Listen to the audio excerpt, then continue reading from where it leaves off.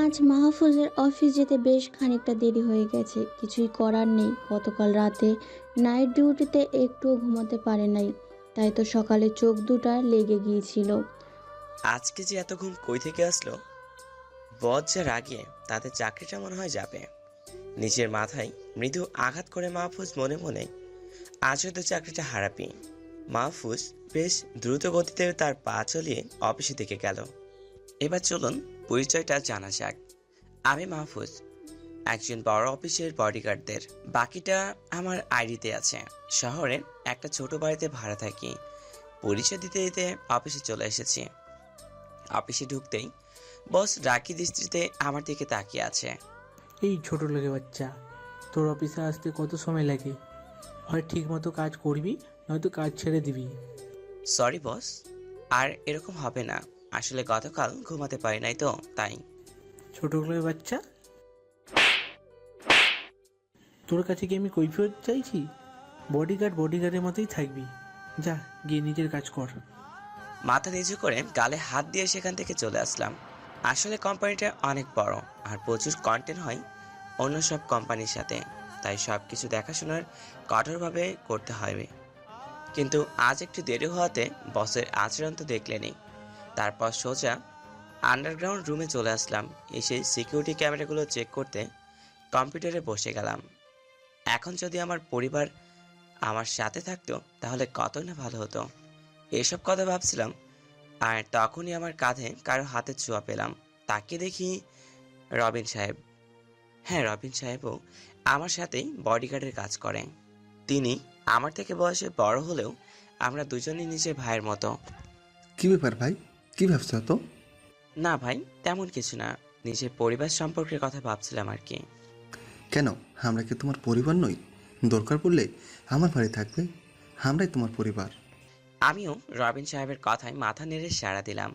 তারপর আমার আন্ডারে থাকা গার্ডদের তাদের পজিশন ঠিক করে দিয়ে আমাদের ডিউটি শুরু করলাম।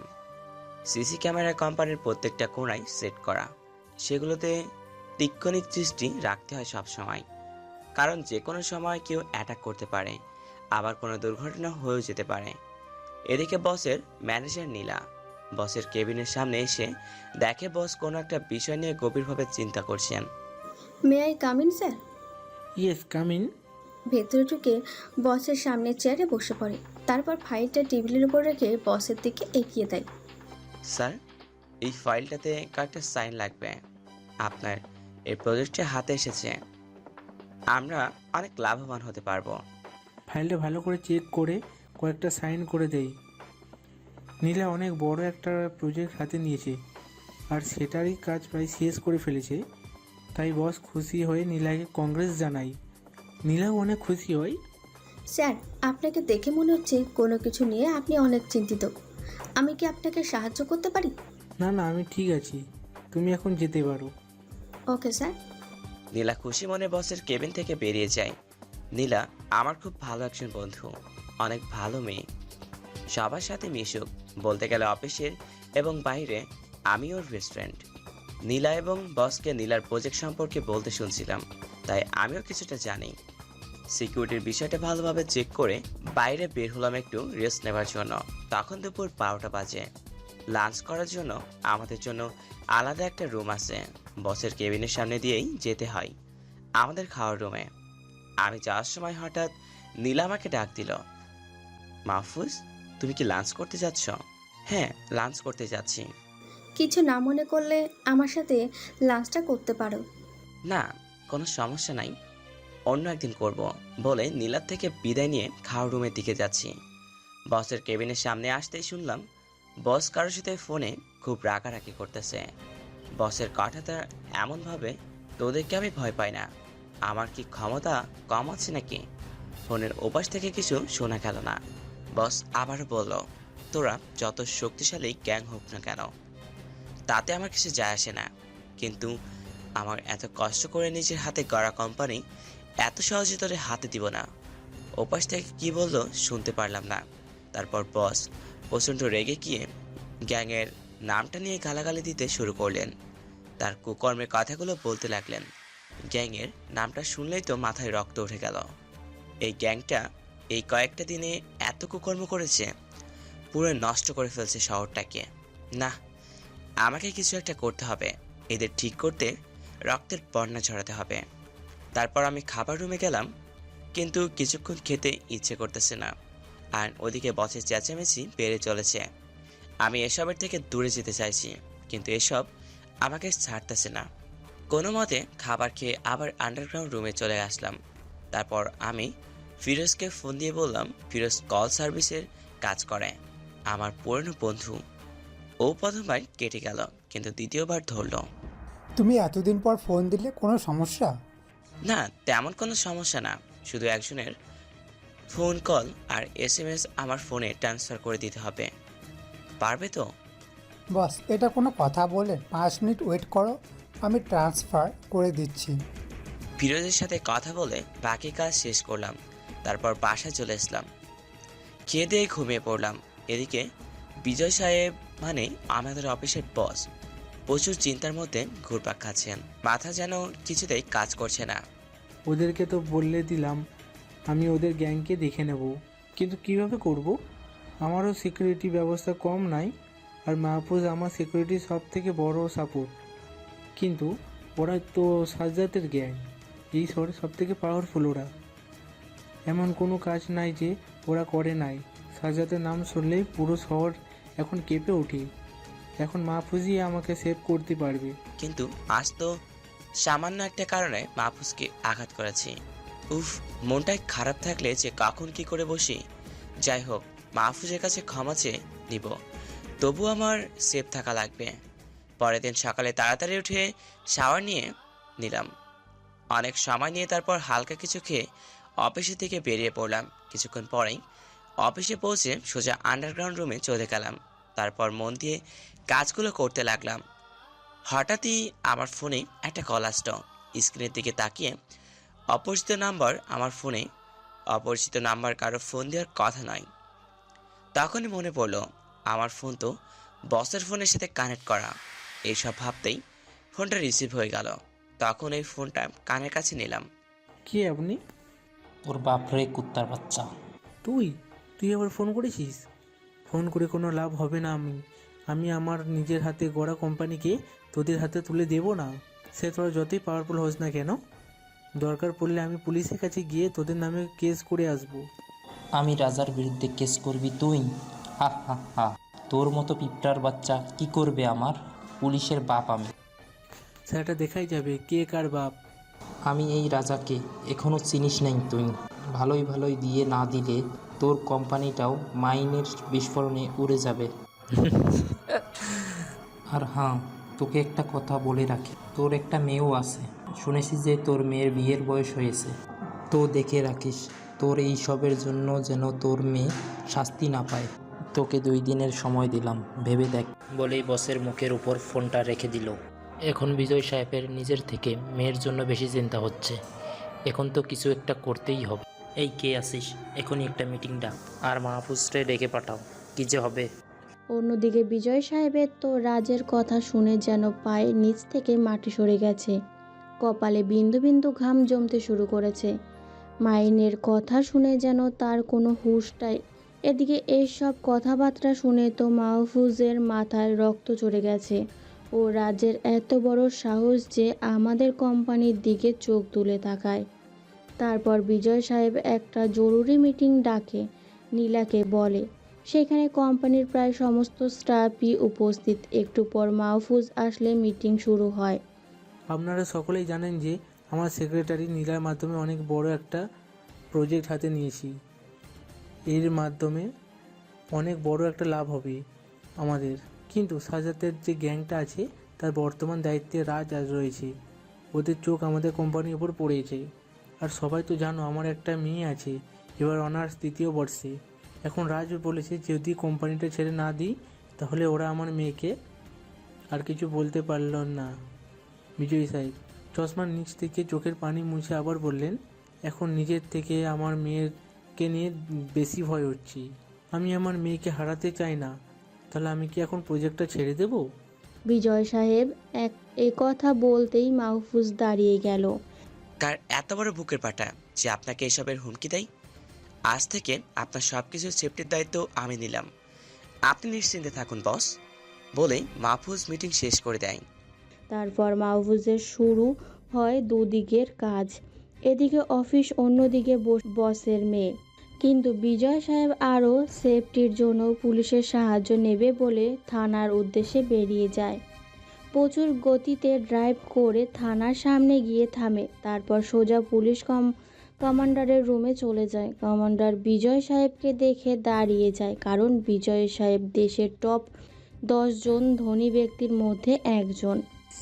জি বিজয় সাহেব, কোনো সমস্যা হয়েছে আমাকে বলতেন, আমি চলে যেতাম। শুধু শুধু কষ্ট করে আসতে গেলেন কেন? না না, সমস্যা নাই, আপনি দাঁড়িয়ে না থেকে বসুন। আপনি এ নিয়ে কোনো চিন্তা করবেন না। শুধু কত পুলিশ লাগবে আর কখন লাগবে বলবেন আমাকে, আমি সব ব্যবস্থা করে দিব।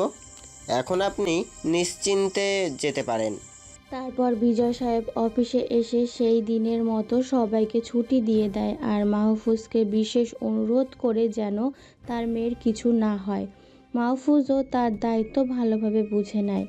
আর এদিকে রাজের কাছে খবর পৌঁছে যায় যে বিজয় সাহেব পুলিশের কাছে গিয়েছিল আর পুলিশও তাকে সাহায্য করবে বলে জানিয়েছে। এ কথা শুনে রাজের মাথায় আগুন ধরে যায়। রাজ তখনই তার দলবল নিয়ে থানার উদ্দেশ্যে বেরিয়ে পড়ে। একটু পর থানার সামনে 8 থেকে 10টা গাড়ি এসে দাঁড়ায়। কমান্ডার গাড়িগুলো দেখে চিনে ফেলে যে এটা রাজের গাড়ি। কমান্ডার রাজকে দেখে উঠে দাঁড়িয়ে যায় আর ভয়তে ঘামতে শুরু করে। রাজ এসে একটা চেয়ার নিয়ে কমান্ডার সামনের টেবিলে তুলে দিয়ে বসে। ওই কমান্ডার, এই শহরে তোর মোট কত পুলিশ আছে? মোট 5000 পুলিশ আছে। আমার কত ছেলে পেলে তৈরি করা আছে জানিস? এই শহরে আমার 20,000 ছেলে পেলে তৈরি করা আছে। ওদেরকে একবার বললে তোর কি অবস্থা হবে জানিস? তো রাজের কথা শুনে প্রায় জ্ঞান হারানোর মতো অবস্থা। কিন্তু স্যার, আমাকে এগুলো বলছেন কেন? বিজয় যে গ্যাং এর কথা তোর কাছে বলেছে সেটা আমারই গ্যাং, আর আমি বিজয়ের কোম্পানি নিব বলছি, তাই তুই ওকে কোনো প্রকার পুলিশ দিয়ে হেল্প করতে পারবি না। আর যদি দেখি যে কোনো পুলিশ দিয়েছিস তাহলে... থাক, আর বলা লাগবে না। আমি বিজয় সাহেবকে কোনো প্রকার সাহায্য করব না। আপনি নিশ্চিন্তে যেতে পারেন। তারপর রাজ থানা থেকে বেরিয়ে যায় আর কমান্ডার বিজয়কে ফোন করে বলে যে তাকে পুলিশ দিয়ে সাহায্য করতে পারবে না। পুলিশের কথা শুনে বিজয় সাহেবের তো মাথায় আকাশ ভেঙে পড়েছে। তিনি রাতটা কোনো মতে পার করে দিয়ে সকালে অফিসে চলে যায়। কোনো উপায় না পেয়ে বিজয় সাহেব মাহফুজকে ডেকে পাঠায়। একটু পর মাহফুজ আন্ডারগ্রাউন্ড রুম থেকে বসের কাছে চলে যায়। গিয়ে দেখে অতিরিক্ত চিন্তায় বসের অবস্থা একদম খারাপ হয়ে গেছে। বস, আসতে পারি? মাহফুজের কথায় বিজয় সাহেব চমকে উঠলেন। হ্যাঁ মাহফুজ, এসো, ভেতরে এসো। ভিতরে গিয়ে বসের সামনে সোজা হয়ে দাঁড়ায়। আরে তুমি দাঁড়িয়ে থাকলে কেন? চেয়ার দেখিয়ে বসো এখানে। তো অবাক হয়ে গেছেন কাণ্ড দেখে? দ্বিতীয় 2 দিন আগেই এইরকম ব্যবহার করলো আর এখন এত খাতির করতেছেন? তারপর মাহফুজ চেয়ারে বসে মাহফুজের 2টা হাত জোড়ো করে ধরে ফেললে। পরে পুলিশের কাছে যাওয়ার ঘটনা প্রথম থেকে শেষ পর্যন্ত মাহফুজের কাছে সব বলে। আমার মনে হয় পুলিশকে ওই রাজ হুমকি দিয়েছে। এখন আমি কি করব? আমাকে বাঁচাও মাহফুজ। বস, আপনি চিন্তা করবেন না, আমি সব দেখতেছি আর আপনার সিকিউরিটি আরো বাড়িয়ে দিচ্ছি। এই কথা বলে মাহফুজ আবার নিজে কাজে চলে যায়। না, এবার আমাকে ব্যবস্থা নিতে হবে। এই রাজের বংশকে নিপাত করতেই হবে। সেদিনের মতো অফিস ছুটি হয়ে যায়। রাতে মাহফুজ রাতে খেয়ে দিয়ে ঘুমিয়ে পড়ে। সকালে উঠে সোজা বসের বাসায় চলে যায়। বাসার সামনে মাহফুজ গাড়ি নিয়ে দাঁড়িয়ে আছে। এমন সময় বসের মেয়ে বাসা থেকে বের হয়। মাহফুজকে দেখে তো বসের মেয়ে ফিদা হয়ে যায়। মাহফুজ এমনিতেই দেখতে অনেক স্মার্ট, ফর্সা, মুখের চুলগুলো মাঝারি আকারের কাটা আর ওপরে আবার স্টাইল করে রেখেছে। আজকে একটা নীল শার্ট আর সাদা প্যান্ট পরে আসছে। সত্যি বলতে মাহফুজকে অনেক বেশি সুন্দর লাগছে। যে কোনো মেয়েকে ফিদা করতে এতটুকুই যথেষ্ট। তাসফিকে দাঁড়িয়ে থাকতে দেখে মাহফুজ তাকে গাড়িতে বসতে বলল। ম্যাডাম, দাঁড়িয়ে আছেন কেন? গাড়িতে উঠুন, আপনার কলেজে দেরি হয়ে যাচ্ছে। মাহফুজের কথায় তাসফি চমকে উঠে। এতক্ষণ মাহফুজকে দেখে তাসফি একটা ঘোরের মধ্যে ছিল। একবার দেখাতেই মাহফুজকে ভালো লেগে যায় তাসফির। তারপর তাসফি গিয়ে গাড়িতে বসে। মাহফুজ ড্রাইভিং সিটে গিয়ে গাড়ি ড্রাইভ করতে থাকে। কিছুক্ষণ পর তারা কলেজের সামনে এসে পৌঁছায়। তাসফি গাড়ি থেকে নেমে কলেজে চলে যায়। তাসফিকে নামিয়ে দিয়ে গাড়ির দিকে যেতে লাগলাম। হঠাৎ কয়েকটা ছেলে এসে আমাকে ঘিরে ধরলো আর আমাকে ধরে নিয়ে যেতে লাগলো। কিছু না বুঝে ওঠার আগেই এরকম নিয়ে যেতে লাগলো। এমনভাবে সবাই মিলে ধরছে যে ছুটতেও পারছি না। এই, তোরা কারা? আর এইভাবে আমাকে কোথায় নিয়ে যাচ্ছ? এই একদম চুপ করে থাকবি, না হলে এখন তোর মাথাটা শরীর থেকে আলাদা হয়ে যাবে। ভয়ে চুপ করে থাকলাম আর তাদের সাথে যেতে লাগলাম। ছেলেগুলো আমাকে রাজের কাছে নিয়ে গেল। আর এই শহরে এমন কেউ নাই যে রাজকে চিনে না, আর আমিও তার ব্যতিক্রম নই। আমাকে দেখে এই কুত্তা বাচ্চা, তো দেখছি তোর বসের উপর খুব মায়া। এবার তোর বসকে বাদ দিয়ে তার মেয়ের ওপর নজরদারি করতেছিস। যেখানে আমি তোর বসের মেয়ের দিকে নজর দিয়েছি সেখানে তুই নাক গলাতে গেলি। তোর তো দেখছি খুব দরদ। আপনারা শুধু শুধু বসের কোম্পানির ওপর নজর দিচ্ছেন কেন? আপনাদের তো টাকা পয়সার অভাব নেই, আর কোম্পানি কে দখলে নেওয়ার জন্য বসের মেয়ের দিকে নজর দিচ্ছেন কেন? এবার রেগে গিয়ে ওই ছোট লোকের বাচ্চা, তোর সাহস হয় কি করে আমার কথার ওপর কথা বলার? আর আমি কি করব কি না করব সেটা কি তোর কাছ থেকে শিখতে হবে? এটা বলে রাজ মাহফুজের বুক বরাবর সজোরে একটা লাথি মারে। আর মাহফুজ ছুটে গিয়ে কয়েক হাত দূরে গিয়ে পড়ে। এত জোরে লাথি মেরেছে যে মাহফুজের মনে হচ্ছে এখনই যেন দম বেরিয়ে যাবে। ওই তোরা কে আছিস? ওই কুত্তাটাকে এমন ভাবে মারবি যেন বাঁচতে না পারে, বলে ভিতরে চলে যায়। সাথে সাথে রাজের অনেকগুলো ছেলে এসে আমাকে এলোপাতাড়ি মারতে থাকে। এমন সময় আর ব্যথা সহ্য করতে না পেরে অজ্ঞান হয়ে যায়। রাজের ছেলেরা তখনও মারতে থাকে। একটু পর তারা খেয়াল করে যে মাহফুজের শরীরে আর নড়াচড়া করছে না। একজন নাকের কাছে হাত দিয়ে দেখে যে নিঃশ্বাসও নিচ্ছে না। তারপর ছেলেগুলো মাহফুজকে গাড়ি করে রাস্তায় ফেলে দিয়ে আসে। মাহফুজের নিথর দেহ রাস্তায় পড়ে আছে, কিন্তু কেউ সাহায্যের জন্য এগিয়ে আসছে না। সেই পথ দিয়েই মাহফুজের এক বন্ধু যাচ্ছিল। মাহফুজকে এই অবস্থায় দেখে তাড়াতাড়ি হাসপাতালে নিয়ে যায়। তারপর ইমার্জেন্সি রুমে নিয়ে যাওয়া হয়। এদিকে বিজয় সাহেব এদিক ওদিক পায়চারি করছেন, কারণ মাহফুজের কলেজ থেকে আসতে এত দেরি হওয়ার কথা নয়। আবার কোনো বিপদ হলো না তো? তখন এই মাহফুজের নাম্বারে ফোন করে। মাহফুজের ফোনটা তখন তাহসিন। ফোনের স্ক্রিনে বসের নাম ভেসে ওঠে। তাহসিন তখন ফোন রিসিভ করতেই, মাহফুজ তুমি কোথায়? সে কখন বেরিয়েছো, এখনো আসলে না? প্রথম থেকে শেষ পর্যন্ত বলে। মাহফুজের অবস্থা অনেক খারাপ আর ওকে হাসপাতালে ভর্তি করানো হয়েছে। তারপর বিজয় সাহেব ঠিকানা নিয়ে হাসপাতালের উদ্দেশ্যে বেরিয়ে পড়ে। কিছুক্ষণ পর হাসপাতালে এসে পৌঁছায়। বিজয় সাহেব মাহফুজের চিকিৎসার সব রকমের ব্যবস্থা করেন। এইভাবে 3 দিন কেটে যায় হাসপাতালেই। 4 দিনের মাথায় মাহফুজের জ্ঞান ফিরে আসে। আমার জ্ঞান ফেরার পর চোখ খুলে দেখি বস আর তাসফি আমার পাশে বসে আছে। আমি চারিদিকে চোখ বুলিয়ে দেখতে লাগলাম যে কোথায় আছি। বস মনে হয় বিষয়টা বুঝতে পেরেছে। তুমি এখন হাসপাতালে আছো? কোনো সমস্যা নাই? এখন তুমি সম্পূর্ণ নিরাপদ? আমাকে এখানে কে নিয়ে আসলো? তোমার এক বন্ধু তোমাকে এখানে নিয়ে এসেছে। তার সাথে আরও কয়েকজন আছে। তারা দরজার সামনে দাঁড়িয়ে আছে। আমি দরজার সামনে তাকাতে যা দেখলাম তার জন্য মোটেও প্রস্তুত ছিলাম না। দেখলাম মাফিয়ার একজন অনেক বড় লিডার সিফাত ভাই দরজার সামনে দাঁড়িয়ে কার সাথে জানি গল্প করছে। আর পুরো হাসপাতালের মাফিয়া ছেলে পেলে দিয়ে ভরা। দেখলাম মাফিয়ার একজন অনেক বড় লিডার সিফাত ভাই দরজার সামনে দাঁড়িয়ে কার সাথে জানি গল্প করছে। আমার জ্ঞান ফিরেছে দেখে সিফাত ভাই আমার কাছে আসলো। সিফাত ভাইয়ের এই পেছনে দেখি তাহসিন ও রুমের ভেতরে ঢুকলো।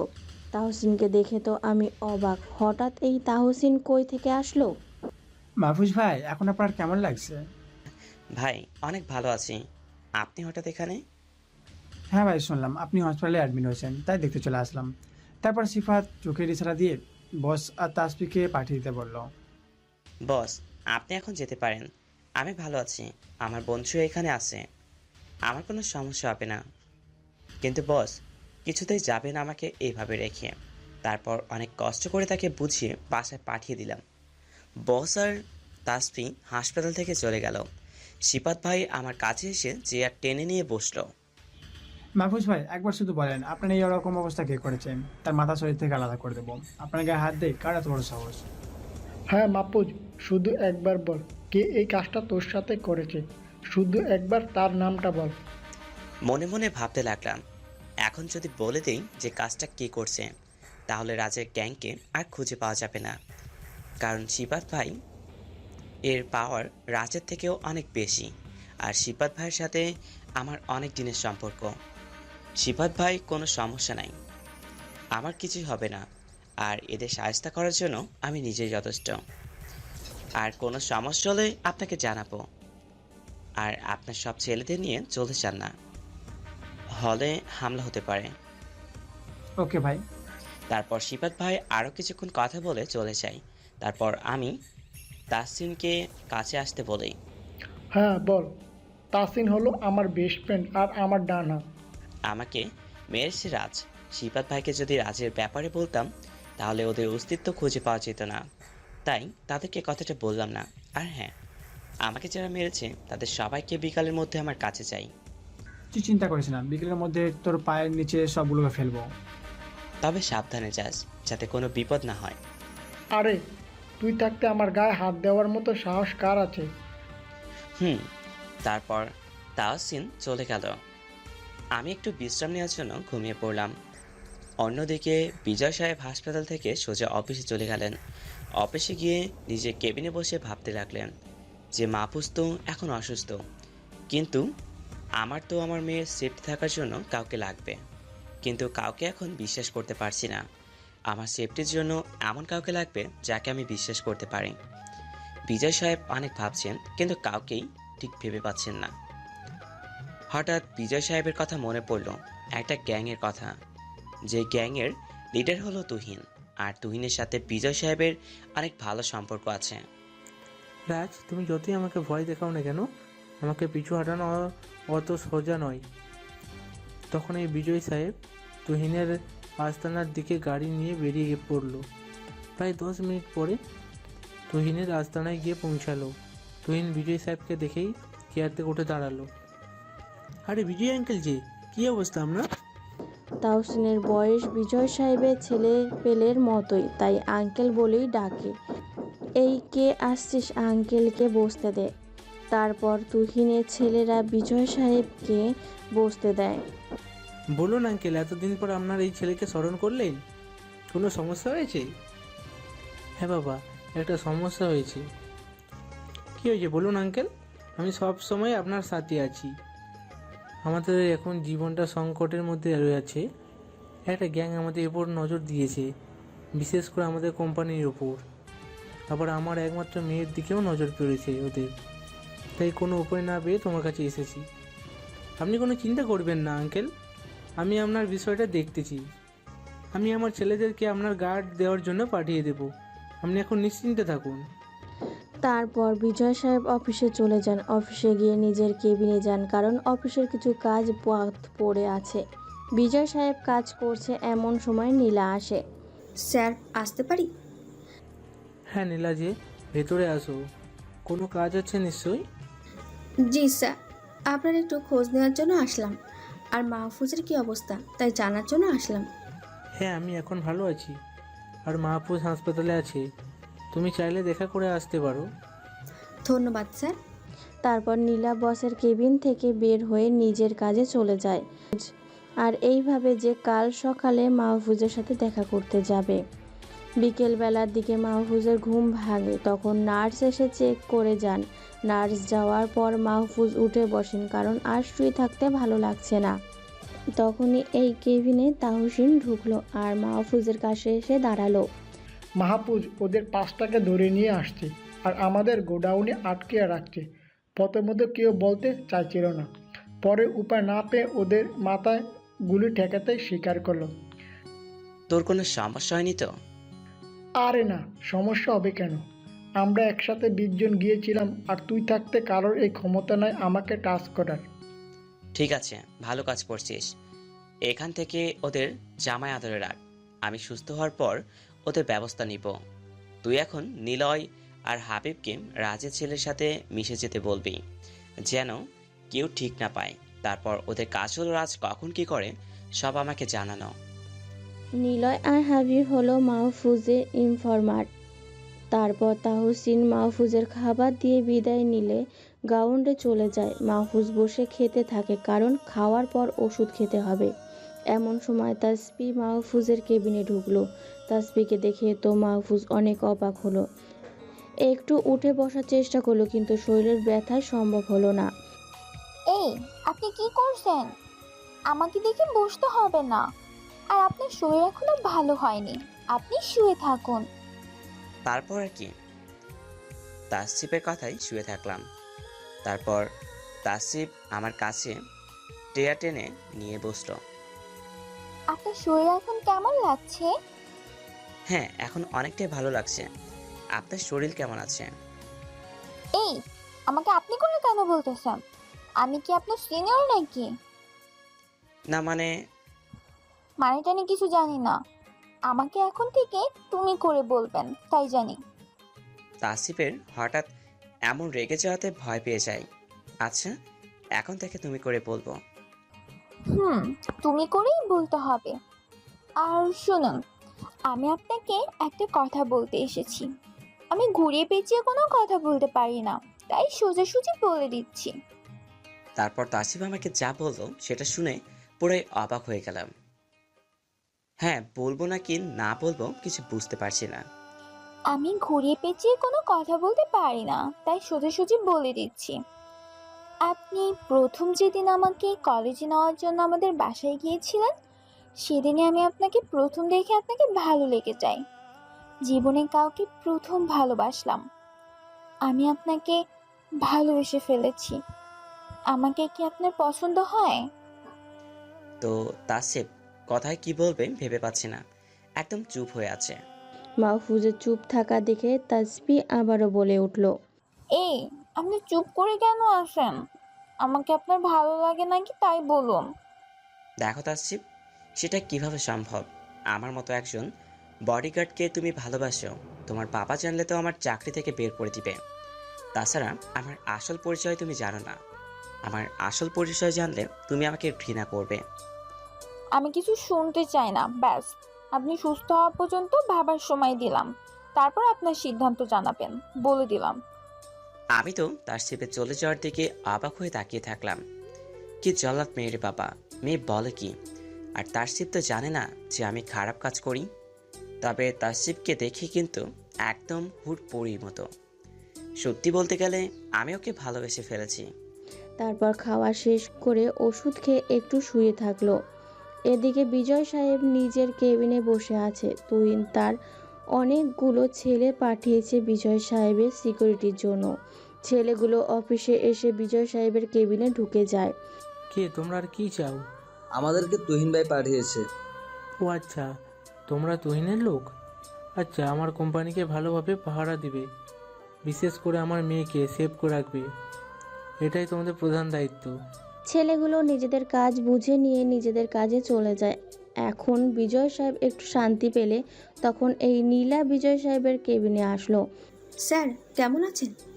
এই তো ভালো আছি, তোমার কি অবস্থা? আমিও ভালো আছি স্যার। আরেকটা কথা স্যার, আমি একটু মাহফুজের সাথে দেখা করতে যেতে চাচ্ছি, যদি আপনি অনুমতি দেন।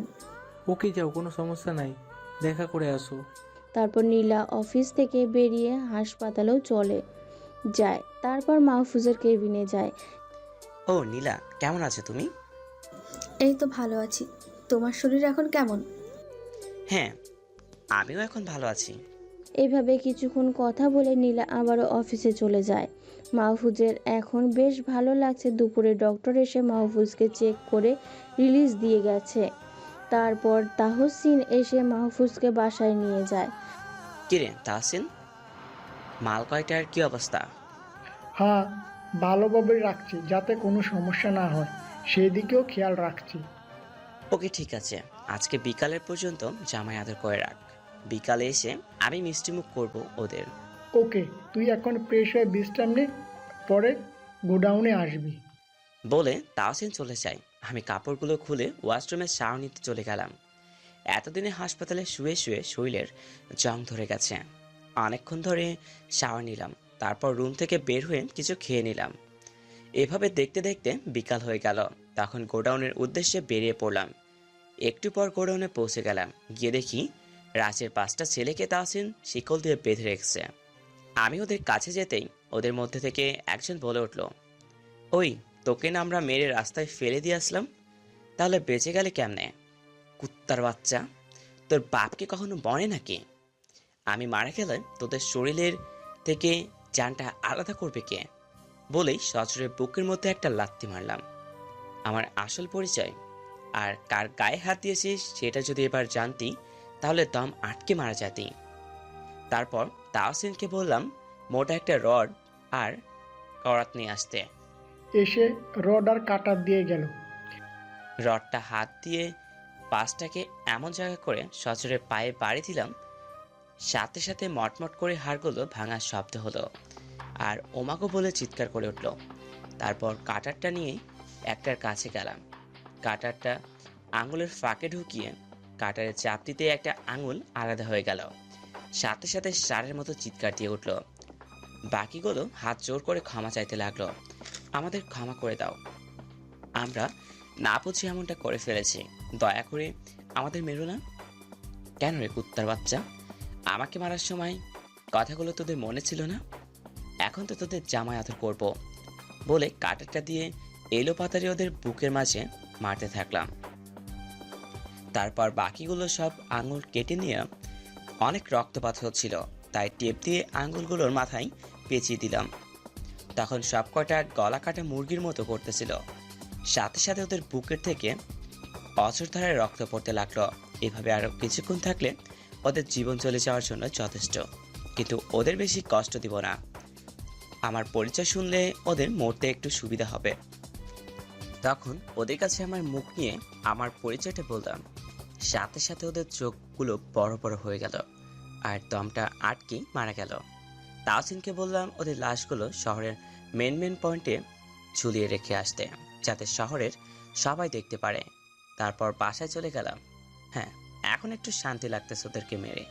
রাতে বিছানায় শুয়ে আছি, এমন সময় অপরিচিত নাম্বার থেকে ফোন আসলো। অপরিচিত নাম্বার বলতে প্রথমে ধরলাম না, দ্বিতীয়বার আবার ফোন আসলো। এবার ফোনটা রিসিভ করতেই মেহেলি কণ্ঠ আসলো। হ্যালো, কে বলছেন? আমি। আরে আমিটা কে দেখুন, পরিচয় দিন, আর না হলে ফোন কেটে দিন। আরে এত রেগে যাচ্ছেন কেন? আমি তাসফি। ও তাসফি, আসলে হঠাৎ ফোন দিল তো তাই। কেন ফোন দিতে পারি না নাকি? না সেটা নয়, কিন্তু আমার নাম্বার পেলে কোথায়? যাকে ভালোবাসি তার নাম্বার পেতে সময় লাগে নাকি? আচ্ছা, আমাকে আপনার ভালো লাগে নাকি সেটা বলেন। তাসফির কথা শুনে চুপ করে গেলাম। এত কথার মধ্যে আবার এই কথা কেন? মেয়েটা আসলেই পাগলি। কি হলো, চুপ করে কেন আছেন? বলেন, আমাকে আপনার ভালো লাগে নাকি? আমি আর কোনো অজুহাত শুনবো না। আমি জীবনে এই কাউকে ভালোবাসলাম, আর এখন যদি না বলেন তাহলে আমি কিন্তু খারাপ কিছু করে ফেলবো। মনে মনে না, কি যে করি মেয়েটাকে নিয়ে। এখন না বললে যদি কিছু করে বসে তাহলে নিজেকে ক্ষমা করতে পারবো না। কি হলো?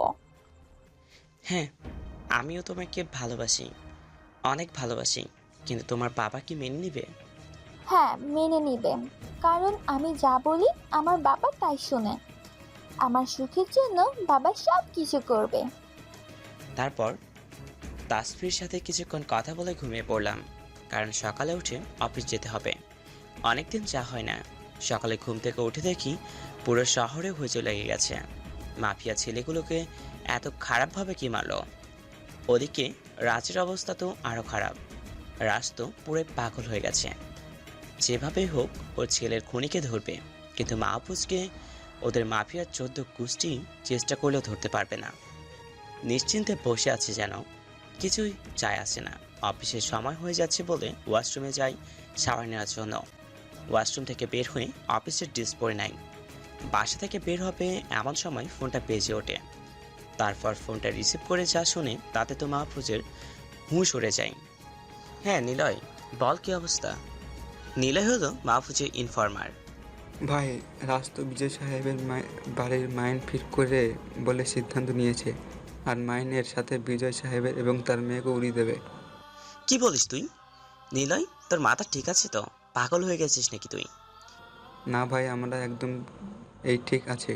রাজের সাথে থেকে শুধু ওদের এই প্ল্যানের সম্পর্কে যা জানলাম তাই বললাম আপনাকে। তারপর ফোন রেখে দিলাম। নিলয়ের কথা শুনে চিন্তায় পড়ে গেলাম যে কিভাবে কি করব। পরে চিন্তা করলাম যে রাজ তো শুধু প্ল্যান করেছে, কাজ তো করতে দেরি আছে। ততদিনে আমি রাজের সব প্ল্যান বিফল করে দিব। এরপর অফিসে রওনা দিলাম। বাসা থেকে বের হতেই আবার ফোনটা বেজে উঠল। ফোন বাজতেই অস্থির লাগতেছিল, কিন্তু স্ক্রিনে তাকিয়ে দেখলাম যেন বস ফোন করেছে। হ্যাঁ বস, বলেন। মাহফুজ, কোথায় যাচ্ছ তুমি? তাসফিয়াকে তো কলেজে নিতে হবে, তাড়াতাড়ি বাসে আসো। মনে মনে ও আমার তো সেই কথা মনে নেই, নীলের কথা তো ভুলে গিয়েছিলাম। তারপর বসের বাসার থেকে রওনা দিলাম। একটু পরে বসের বাসায় পৌঁছে গেলাম। গিয়ে দেখি তাসফি গাড়ির সামনে দাঁড়িয়ে আছে। আজ খুব সুন্দর করে সেজেছে। আমি গাড়ির সামনে যেতেই তাসফি বলে উঠল, আচ্ছা, আজ আমাকে কেমন লাগছে? খুব সুন্দর লাগতেছে, একদম হুর পরীর মতো। আমার কথাগুলো তাসফিকে দেখলাম লজ্জায় মাথা নিচু করে ফেলল। তারপর দুজনে গাড়িতে গিয়ে বসলাম। আমি গাড়ি ড্রাইভিং করতেছি আর খেয়াল করতেছি তাসফিং লুকিং গ্লাস দিয়ে বারবার আমার দিকে তাকাচ্ছে। এভাবে কিছুক্ষণ পর তাসফির কলেজের সামনে চলে আসলাম। তাসফি গাড়ি থেকে নেমে আমার কাছে আসলো।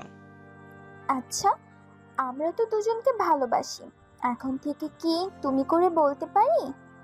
এ কথা বলেই লজ্জায় মাথা নিচু করে ফেললো। মনে মনে এই মেয়েটা যে এত লজ্জা নিয়ে কিভাবে বেঁচে আছে। হ্যাঁ, তুমি করে বলতে পারো। ধন্যবাদ। তোমাকে বলেই কলেজের ভিতর চলে গেল। তারপর আমি অফিসের দিকে যেতে লাগলাম। কিছুক্ষণ পর অফিসে পৌঁছে গেলাম, কিন্তু গেটের সামনে যেতেই একটু অবাক হলাম, কারণ গেটে যারা পাহারা দিচ্ছে তারা সবাই এই নতুন মুখ। কিছুই বুঝতে পারলাম না যে ব্যাপারটা কি। সোজা নিজের কাজের আন্ডারে গ্রাউন্ড রুমে চলে গেলাম। ওদিকে রাস্তার ছেলের সাথে বসে আছে। কিরে, কোনো নতুন খবর পেলি নাকি? হ্যাঁ বস, একেবারে তাজা খবর। বিজয় সাহেব তুহিনের কাছে গিয়েছিল কিছু লোককে দেওয়ার জন্য, যাতে করে কোম্পানির সিকিউরিটি গার্ডের বিষয়টা নিশ্চিত করতে পারে। ওই ছোট লোকের বাচ্চাকে ওই মেয়ে সহ মাইন দিয়ে উড়িয়ে দিব। ওর বাড়ি আর কোম্পানির কোনো অস্তিত্ব খুঁজে পাবে না। এই শফিক, তুহিনকে ফোন করে আসতে বল। তারপর শফিক ফোন করে তহিনকে আসতে বলে। শফিক হলো রাজের ডান হাত। ফোন করার একটু পরেই তুহিন চলে আসে রাজের আড্ডায়। তুহিন এসে রাজের সামনে মাথা নিচু করে দাঁড়িয়ে থাকে। রাজ তুহিনকে কন্ট্রোল করে। জি বস, বলুন, হঠাৎ জরুরি তলব করলেন যে? তুহিন, তুই বলে বিজয় সাহেবের কোম্পানিতে তোর ছেলেদের পাঠিয়েছিস? জি বস, উনি আমাকে ছেলের মতো দেখেন। আমার কাছে এসে বললেন যে একটা গ্যাং ওনাকে হুমকি দিয়েছে, ওনার সেফটি দরকার, তাই আমার ছেলেদেরকে পাঠিয়েছি। তুই কি জানিস যে সেই গ্যাংটাকে? সেইটা হলো আমার গ্যাং, আর আমার চোখ পড়েছে বিজয়ের কোম্পানির দিকে। জি বস, আমি জানতাম না যে এটা আপনার গ্যাং। আমি এক্ষুনি আমার ছেলেদেরকে ফিরিয়ে আনতেছি। তখন তুহিন তার ছেলেদেরকে ফিরিয়ে আসতে বলল। এদিকে বিজয় সাহেব নিজের কেবিনে বসে কাজ করছে। একটা বড় প্রজেক্ট তার হাতে আসাতে গভীর মনোযোগ দিয়ে কাজ করছে। এমন সময় তুহিনের ছেলেরা বিজয় সাহেবের কেবিনে আসে। ছেলেগুলোর মধ্যে থেকে একজন বলে ওঠে, বিজয় সাহেব, আমাদের বস আমাদেরকে এখনই ফিরে যেতে বলেছে আর পাহারা দিতে নিষেধ করেছে, তাই আমরা চলে যাচ্ছি। বিজয় সাহেব কাজ করছিল। ছেলেটার কথায় বিজয় সাহেব চমকে উঠলেন। ভাড়া দিতে নিষেধ করেছে মানে? কি বলছো তোমরা? মাথা ঠিক আছে তো তোমাদের? এত কথা শোনার সময় আমাদের কাছে নেই। আমাদের কাছে অর্ডার আসছে চলে যাওয়ার জন্য, তাই দেরি করা সম্ভব না। আপনি দরকার হলে বসের সাথে কথা বলেন, বলেই ছেলেগুলো চলে যায়। তো অনেক অবাক হয়েছে ছেলেগুলোর কথা শুনে। কিন্তু তুহিন হঠাৎ এমন করলো কেন? বিজয় সাহেব যেন কিছুতেই মেলাতে পারছেন না তুহিনের ব্যবহার। বিজয় সাহেব সাথে সাথে তুহিনকে ফোন দেয়। একবার বাজতেই তুহিন ফোন ওঠায়। তুহিন, তুমি বললে তোমার ছেলেদের ফিরিয়ে নিয়েছো? হ্যাঁ আঙ্কেল, এছাড়া আর কোনো উপায় নেই আমার কাছে। আমাকে ওপর থেকে এর কারণে চাপ দেওয়া হয়েছে, তাই আমি পারবো না, আমাকে মাফ করে দিন। বলেই ফোনটা কেটে দিল। তো তুহিনের কথা শুনে ভেঙে পড়েছে। তুহিন ছিল নিজের ছেলের মতো। বিজয় সাহেব টেবিলের উপর মাথা রেখে ভাবতে লাগলো কি করা যায়, কারণ কোম্পানির সিকিউরিটির জন্য তুহিনের ছেলেদের আনছিল। বিজয় সাহেব সিদ্ধান্ত নিলেন যে এবার মাহফুজকে সমস্ত কিছুর দায়িত্ব দিবে, কারণ মাহফুজকে বিজয় সাহেবের মনে ধরে গেছে। মাহফুজ এতদিন ধরে নিজের ছেলের মতো কোম্পানি আর বিজয় সাহেবের পরিবারের দেখাশোনা করছে। মাহফুজ আন্ডারগ্রাউন্ডের রুমে বসে সবগুলো সিসি ক্যামেরা দিয়ে নজর রাখছে কোম্পানির গুরুত্বপূর্ণ জায়গাগুলোতে। সিসি ক্যামেরা লাগানোর আছে এইগুলো। এখন শুধু বিজয় সাহেব বাড়িতে সিসি ক্যামেরাগুলো লাগাতে হবে, যাতে করে বাড়িতে বসে সব কিছুর উপর নজর রাখা যায়। তারপর বিজয় সাহেবের কাছ থেকে ছুটি নিলাম বাইরে যাব বলে, কিন্তু আসল উদ্দেশ্য হলো তার বাড়ির সিসি ক্যামেরা লাগানো।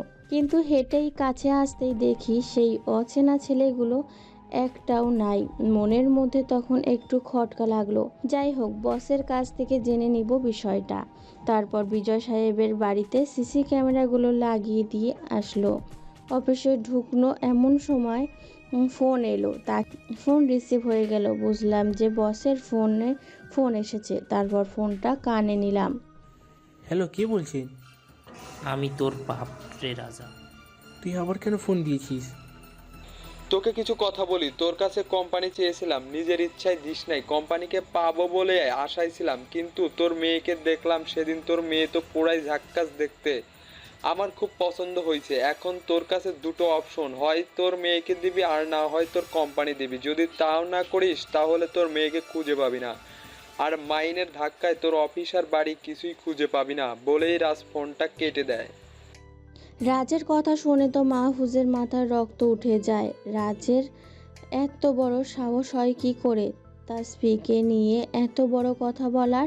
এই মাফিয়াদের কারণে পরিবার থেকে সরে গিয়েছি, আর এই সরে যাওয়ার কারণের মধ্যেই রাজেরও হাত ছিল। প্রথমে রাজকে শেষ করতে হবে, আর এটার জন্য আমাকে আগে জীবনে ফিরে যেতে হবে। তারপর অফিসে যেতেই বসের ডাক পড়লো। বসের কেবিনে গেল। হ্যাঁ মাহফুজ, এসো, ভেতরে এসো। তারপর ভিতরে গিয়ে বসের সামনে বললাম, শোনো মাহফুজ, তোমাকে আমার জন্য একটা কাজ করতে হবে। কাজটা আমার ব্যক্তিগত, আর আমি একমাত্র তোমাকেই ভরসা করি।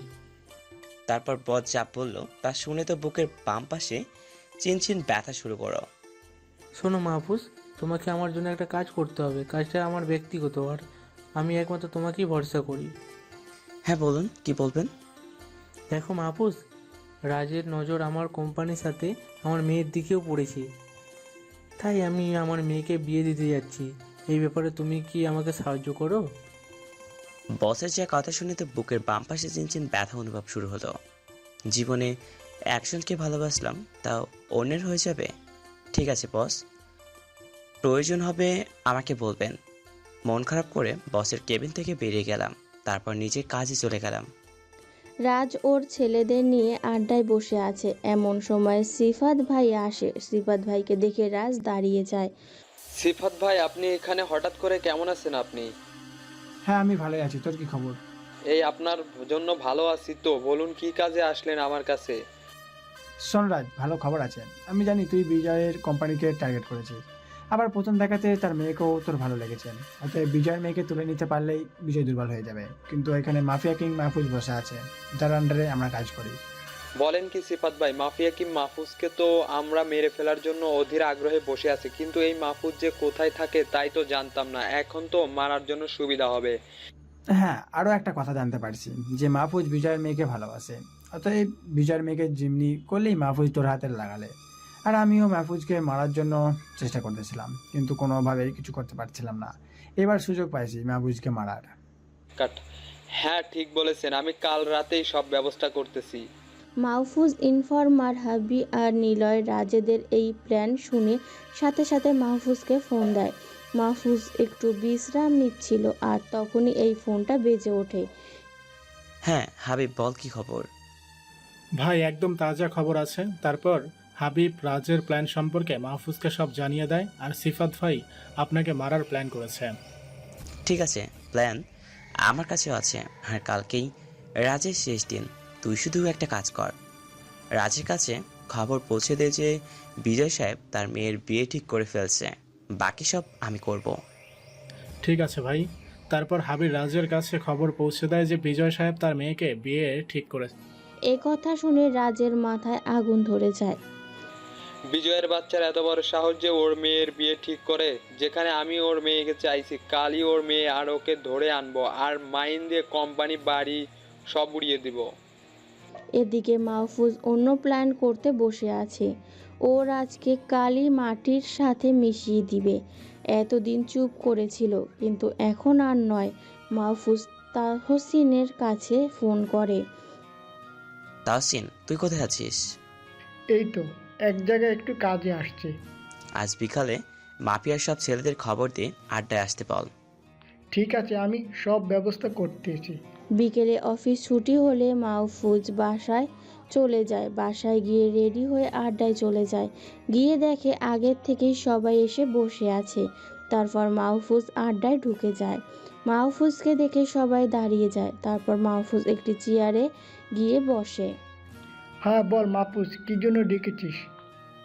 শোন, তোরা সবাই রাজ আমাকে মেরে ফেলার জন্য সমস্ত ব্যবস্থা করেছে আর টার্গেট করেছে বিজয় সাহেব তার তাসফিনকে।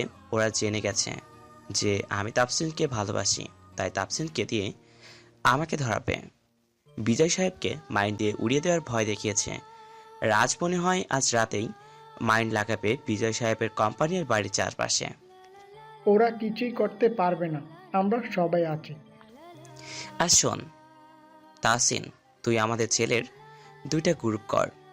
একটা গ্রুপ রাজের সব মাইন্ডগুলো ফিউজ করে দিবে, আর একটা গ্রুপ হলো রাজের আড্ডার জায়গায় চারপাশে যত আড্ডাখানা আছে সবগুলো চারপাশে মাইন্ড লাগানোর। ওকে, সব কিছু হয়ে যাবে, তুই নিশ্চিন্তে থাক। তারপর মাহফুজ বাসায় চলে যায়। ওদিকে মাহফুজের ধারণা অনুযায়ী রাজের ছেলেরা রাতে কোম্পানি আর বিজয় সাহেবের বাড়ির চারপাশে মাইন লাগিয়ে দিয়ে যাবে। মাহফুজ তো আগে থেকেই সিসি ক্যামেরা লাগিয়ে রেখেছিল, তাই সিসি ক্যামেরা সব রেকর্ড হয়ে গেল সেখানে মাইন্ডগুলো লেগেছে। তারপর মাহফুজ সেই ভিডিওটা তাহসিনের কাছে পাঠিয়ে দেয় আর সেইগুলো মাইন্ড নষ্ট করে দিতে বলে। তারপর ঘুমিয়ে যায়। তাহসিনও কাজে লেগে যায়। ছেলে পেলে নিয়ে রাতের মধ্যে সব কিছু কমপ্লিট করে ফেলে। সকালে উঠে ফ্রেশ হয়ে অফিসের দিকে রওনা দেয়। অফিসে পৌঁছে মন দিয়ে কাজ করতে থাকে। এভাবেই দুপুর হয়ে যায়। হঠাৎই মাহফুজের কাছে একটা ফোন আসে। মাহফুজ ফোনটা রিসিভ করতে রাজ বলে ওঠে, মাহফুজ, তুই কি ভেবেছিস তোর ইনফরমার দিয়ে আমার সব তথ্য নিয়ে নিবি? সেটা কখনোই সম্ভব নয়, কারণ তোর ইনফরমারকে আমি বন্দি করে ফেলেছি। এই নিয়ে ওর গলা শোন। তারপর রাজ হাবির আর নিলয়ের মুখের কাছে ফোনটা ধরে। ভাই আমাদের কিছু হবে না, আপনি আছেন তো? আমরা জানি আপনি আমাদের বাঁচাবেন বলেই তো রাজের ফোনটা নিয়ে নেয়। এদিকে মাহফুজ রাজের মুখ থেকে বিজয় সাহেবের কথা শোনার জন্য বসে আছে, কারণ মাহফুজ জানে যে বিজয় সাহেব আর তাসফিকে রাজ তুলে নিয়ে গেছে। মাহফুজ শোন, আর একটা কথা, তোর ভালোবাসার তাসফি আর বিজয়কে তুলে নিয়ে আসছি। যদি সবাইকে বাঁচাতে চাস তাহলে আজ সন্ধ্যায় আমাদের আড্ডায় চলে আয়। আমি মেসেজ ঠিকানা দিয়ে দিচ্ছি। আর হ্যাঁ, একাই আসবি, কোনো অস্ত্র ছাড়া বলেই ফোনটা কেটে দেয়। এই সুযোগটার জন্যই অপেক্ষা করতেছিলাম এত সময় ধরেই, কারণ আজই রাজের শেষ দিন। মাহফুজ তখন এই তাহসিনকে ফোন দেয়। হ্যাঁ বল, কি করতে হবে? শোন তাহসিন, রাজ আমাকে ওদের আড্ডায় যেতে বলছে সন্ধ্যায়, আর আমাকে একাই যেতে বলছে। আমি জানি ওরা আমাকে মেরে ফেলার জন্য ওইখানে সব কিছু ফাঁদ তৈরি করছে। তুই 3000 ছেলে নিয়ে রাজের আড্ডার চারপাশে সেট হয়ে যা, আর সবাই স্নাইপার নিয়ে যাবি। আমি ইশারা দিলেই শুরু করে দিবি। আচ্ছা ঠিক আছে, কোনো চিন্তা করিস না, সব হয়ে যাবে, তুই নিশ্চিন্তে চলে যা। তারপর মাহফুজ বাসায় চলে যায়। বাসায় গিয়ে খাটের নিচে থেকে মেশিনটা বের করে, অনেক দিন ধরে মেশিনটা ব্যবহার করা হয় না, দুই মাথাওয়ালা ছুরিটা বের করে। এতদিন পর আজ ছুরিটা রক্তের স্বাদ পাবে। সন্ধ্যার দিকে মাহফুজ রাজের দেওয়া ঠিকানায় পৌঁছে যায়। আড্ডায় ঢোকার সময় মাহফুজকে চেক করতে থাকে, কিন্তু মাহফুজ মেশিন আর ছুরি এমনভাবে রেখেছে যে রাজের পরের ছেলেগুলো চেক করেও পেল না। তারপর মাহফুজ আড্ডায় ঢুকে যায়। মাহফুজকে দেখে রাজের সব ছেলেরা ঘিরে ধরে। মাহফুজ কোনার দিকে চোখ করে দেখে তাসফি আর বিজয় সাহেবকে বেঁধে রাখছে। ওদের পাশে হাব্বি আর নিলয়কে বেঁধে রেখেছে। সবার মুখ বাঁধা। তাসফি আর বিজয় সাহেব তো মাহফুজকে এইখানে দেখে প্রচণ্ড অবাক হয়েছে। মাহফুজের দিকে অবাক দৃষ্টিতে তাকিয়ে আছে। মাহফুজ তাসফির দিকে তাকিয়ে মুচকি একটা হাসি দেয়। ঠিক সেই মুহূর্তে রাজ বেরিয়ে আসে। রাজ এসে একটা হাসি দেয়। কিরে, শেষ পর্যন্ত আমার ফাঁদে পা দিলি? তোরে তো আজকে জমের বাড়িতে পাঠাবো, তৈরি হয়ে যা। জোরে হাসি দেয়। তুই শেষ করবি আমাকে? আমি অনেক দিন ধরে স্বাভাবিক জীবনযাপনের চেষ্টা করছি, কিন্তু তোর জন্য আজ পর্যন্ত পারলাম না। আজকে কাকে জমের বাড়ি পাঠাই দেখ। আজই তোর জীবনের শেষ দিন। তাহলে আগে তোর সামনেই তোর বসের কোম্পানি আর বাড়ি উড়িয়ে দিব। বলেই ফোনটা বের করে আর ল্যাপটপ অন করে। ল্যাপটপে বিজয় সাহেবের বাড়ি আর কোম্পানির লাইভ ভিডিও প্লে হচ্ছে। এইবার সব মাইন দিয়ে উড়িয়ে দিব আর সবাই তাকিয়ে দেখবি। বলেই ফোনের বাটনে চাপ দেয়, কিন্তু মাইন্ড ডিসপ্রট হয় না, কারণ রাজ তো অনেক অবাক হয়েছে। এইভাবে সবগুলো মাইন্ড এই সুইচ চাপ, কিন্তু একটাও বিস্ফোট হলো না। এবার মুচকি এসে বলে, আমি কি তোর মতো এমন কাজে কাজ করি? আমি মাফিয়া দলের কাজ করি, আর আমাকে শেখাবি কাজ কাকে বলে? তারপর মাহফুজ ফোনটা বের করে রাজের অন্য আড্ডার জায়গাগুলো লাইভ ভিডিও অন করে। তারপর ওই ওয়ান বলতেই কান ফাটানো আওয়াজ। প্রথম আড্ডার জায়গা উড়ে যায় মাইন্ডের আওয়াজে। পুরো শহর কেঁপে ওঠে মাইন্ডের আওয়াজে। তারপর মাহফুজ টু বলার সাথে সাথে আর একটা মাইন্ড বিস্ফোরণ হয়। এইভাবে 6টা মাইন্ড বিস্ফোরণ হয়। তো সবগুলো আড্ডার জায়গায় শেষ। এখন তোকে শেষ করব। তাই নাকি? তোর সাহস তো মন্দ না। আমার ঘরে এসে আমাকেই হুমকি দিস বলেই রাজ ওর ছেলেদের অর্ডার দেয় মাহফুজকে মারার জন্য। সাথে সাথে রাজের সব ছেলে মাহফুজকে মারার জন্য এগিয়ে আসে। এবার বাম পাশের গোড়া থেকে ছুরিটা বের করে একাই ওদের সাথে লড়াই করে শুরু করলাম। মাহফুজ একাই 50 জনের মতো ছেলেকে মেরে মাটিতে শুইয়ে দেয়। অবাক ছেলেগুলো, আবার ছেলেগুলো তেড়ে আসে। মাহফুজ ওদের সাথেও লড়াই করতে থাকে, কিন্তু হঠাৎ করেই মাহফুজের পেটের মধ্যে কেউ একজন চাকু ঢুকিয়ে দেয়। মাহফুজ পিছনের দিকে তাকিয়ে দেখে শিপাত ভাই তার পেটে চাকু ঢুকিয়ে দিয়ে হাসছে। শিপাত ভাইকে দেখে অবাক হয়ে যায়। যে এতদিন আমার সাথে ছিল, সেই আজ আমাকে চাকু মারলো। মাহফুজ তখন পেট থেকে চাকু বের করে শিপাতের বুকে সজোরে একটা লাথি মারে। তাল সামলাতে না পেরে কয়েক হাত দূরে গিয়ে পড়ে। কুত্তার বাচ্চা, তুই আমাকে মারলি? বলেই মাটি থেকে উঠে মাহফুজকে আবারও মারার জন্য এগিয়ে আসে। আর তখনই তাহসিন মাফিয়ার ছেলেদের অর্ডার দেয় গুলি চালাতে। প্রত্যেকের হাতেই স্নাইপার। শিপাত মাহফুজকে মারার জন্য এগিয়ে আসতে স্নাইপারের গুলি এসে শিপাতের মাথা ছিদ্র করে দেয়, আর শিপাত জায়গায় পড়ে যায়। তারপর রাজ মাহফুজকে মারার জন্য আসলে মাহফুজের হাতে থাকা চাকু দিয়ে রাজের পেটে ঢুকিয়ে দেয়। ছুরি দিয়ে আঘাত করতে থাকে। এদিকে রাজের জমের বাড়ি পৌঁছে গেছে। রাজকে মারছে দেখে রাজের ছেলেরা মাহফুজকে মারার জন্য এগিয়ে আসে, কিন্তু স্নাইপারের এত আঘাতের গুলিগুলো মাথা ছিদ্র হয়ে যায়।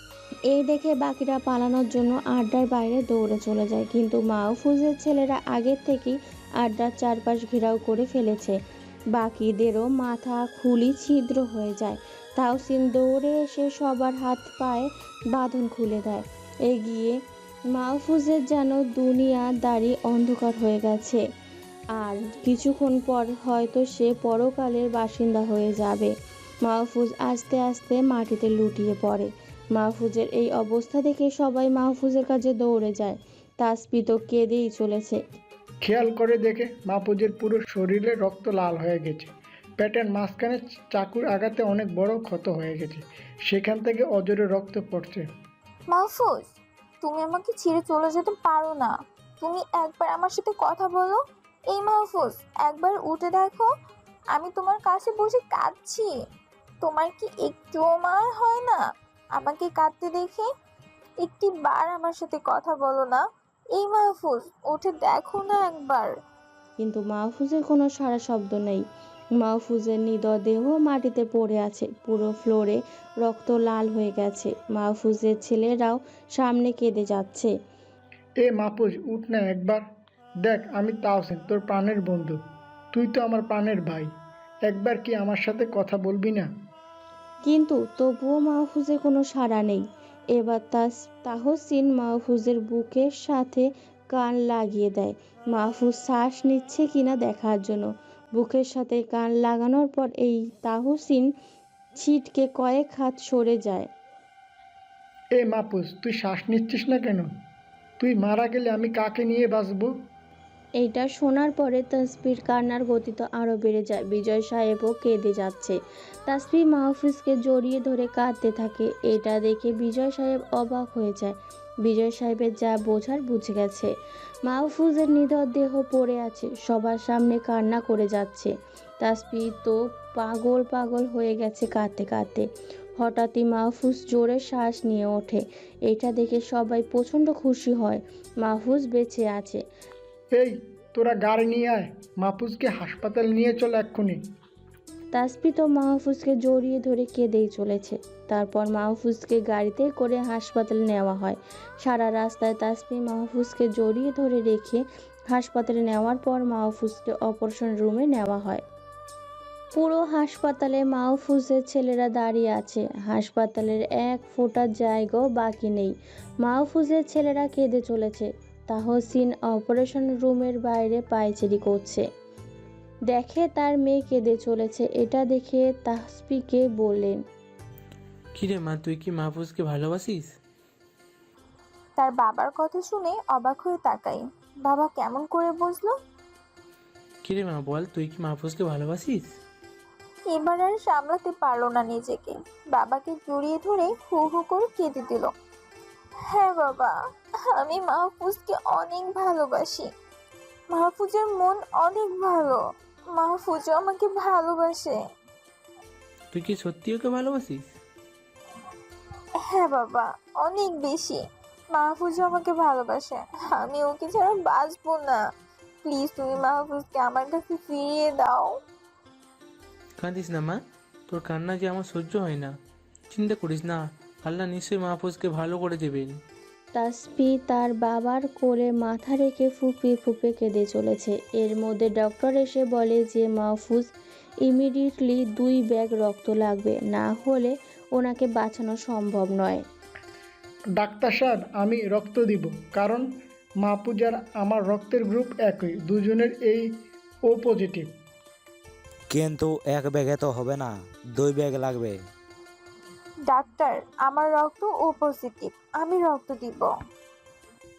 আপনারা দুজন এই আমি সাথে আসুন, আপনাদের রক্ত নিতে হবে।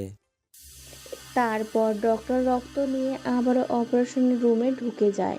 প্রায় 1 ঘন্টা পর ডক্টর বের হয়। তখন সবাই দৌড়ে ডক্টরের কাছে যায়। ডাক্তার, রোগীর কি অবস্থা? ভালো আছে তো? একটুর জন্য বেঁচে গেছে, সবই আল্লাহর ইচ্ছা। চাকুটা পেটের অনেক গভীরে চলে গিয়েছিল। আমরা কি এখন দেখা করতে পারবো রোগীর সাথে? না, এখন নয়। রোগীর এখনো জ্ঞান ফিরে নাই, জ্ঞান ফিরলেই দেখা করতে পারবেন। তারপর সবাই বসে অপেক্ষা করে। কিছুক্ষণ পর নার্স এসে বলে যে মাহফুজের জ্ঞান ফিরেছে, এখন রোগীর বাড়ির লোক দেখা করতে পারে। তারপর তাহসিন মাহফুজের কাছে যায়, দেখে মাহফুজ শুয়ে আছে, পেটে ব্যান্ডেজ করা। এখন কেমন লাগছে তোর? হ্যাঁ, অনেক ভালো হয়েছে। কিন্তু রাজের কি খবর? সবগুলো লাশ গুম করে ফেলেছি, কেউ খুঁজে পাবে না। মাহফুজ আর তাহসিন কথা বলতে থাকে। তখনই তাসফি ভেতরে আসে। তাসফিকে দেখে তাহসিন বলে, দোস্ত তুই হলে ট্রিট দিস, এখন ভাবির সাথে কথা বল, বলে তাসিন চলে যায় কেবিনের বাইরে। তারপর তাসফি এসে মাহফুজের কাছে বসে, মাহফুজকে জড়িয়ে ধরে কেঁদে দেয়। মাহফুজ খেয়াল করে তাসফির চোখ দুটো ফুলে গেছে। মাহফুজ বুঝতে পারে তাসফি এতক্ষণ কেঁদেছে। এই পাগলি, কাঁদছো কেন? এই তো দেখো আমি বেঁচে আছি। তোমার কিছু হয়ে গেলে আমি কি নিয়ে বেঁচে থাকতাম? তোর পাগলি, কি যে বলো না, আমি তো বেঁচে আছি, এখন আবার আমাকে নিয়েই বেঁচে থাকবা? এখন কান্না থামাও দেখি, এবার হাসি তো কলেজা, তোমার হাসি দেখতে আমার খুব ভালো লাগে। মাহফুজ তাসফির চোখ থেকে হাত দিয়ে পানি মুছে দেয়। তারপর তাসফি হেসে দেয় আর মাহফুজকে আরও শক্ত করে জড়িয়ে ধরে। ঠিক তখনই দরজায় কেউ একজন কাশি দেয়। তাকিয়ে দেখে তাসফির বাবা দাঁড়িয়ে আছে। তাসফি নিজের বাবাকে দেখে লজ্জায় তা মাহফুজকে ছেড়ে দিয়ে এক পাশে দাঁড়িয়ে থাকে। এসে মাহফুজের পাশে বসে, তারপর মাহফুজের দিকে তাকায়। মাহফুজ নিচের দিকে তাকিয়ে আছে, মনে মনে ভাবছে যে আমাকে মনে হয় অপমান করবে এখন। মাহফুজ, তুমি কি আমার মেয়েকে ভালোবাসো? অবাক হয়ে তাকিয়ে বিজয় সাহেবের দিকে। উনি কেমন করে জানলেন? না মানে আঙ্কেল, আমি... থাক, আর মানে করতে হবে না। তাসফি আমার কাছে সব কিছুই বলেছে।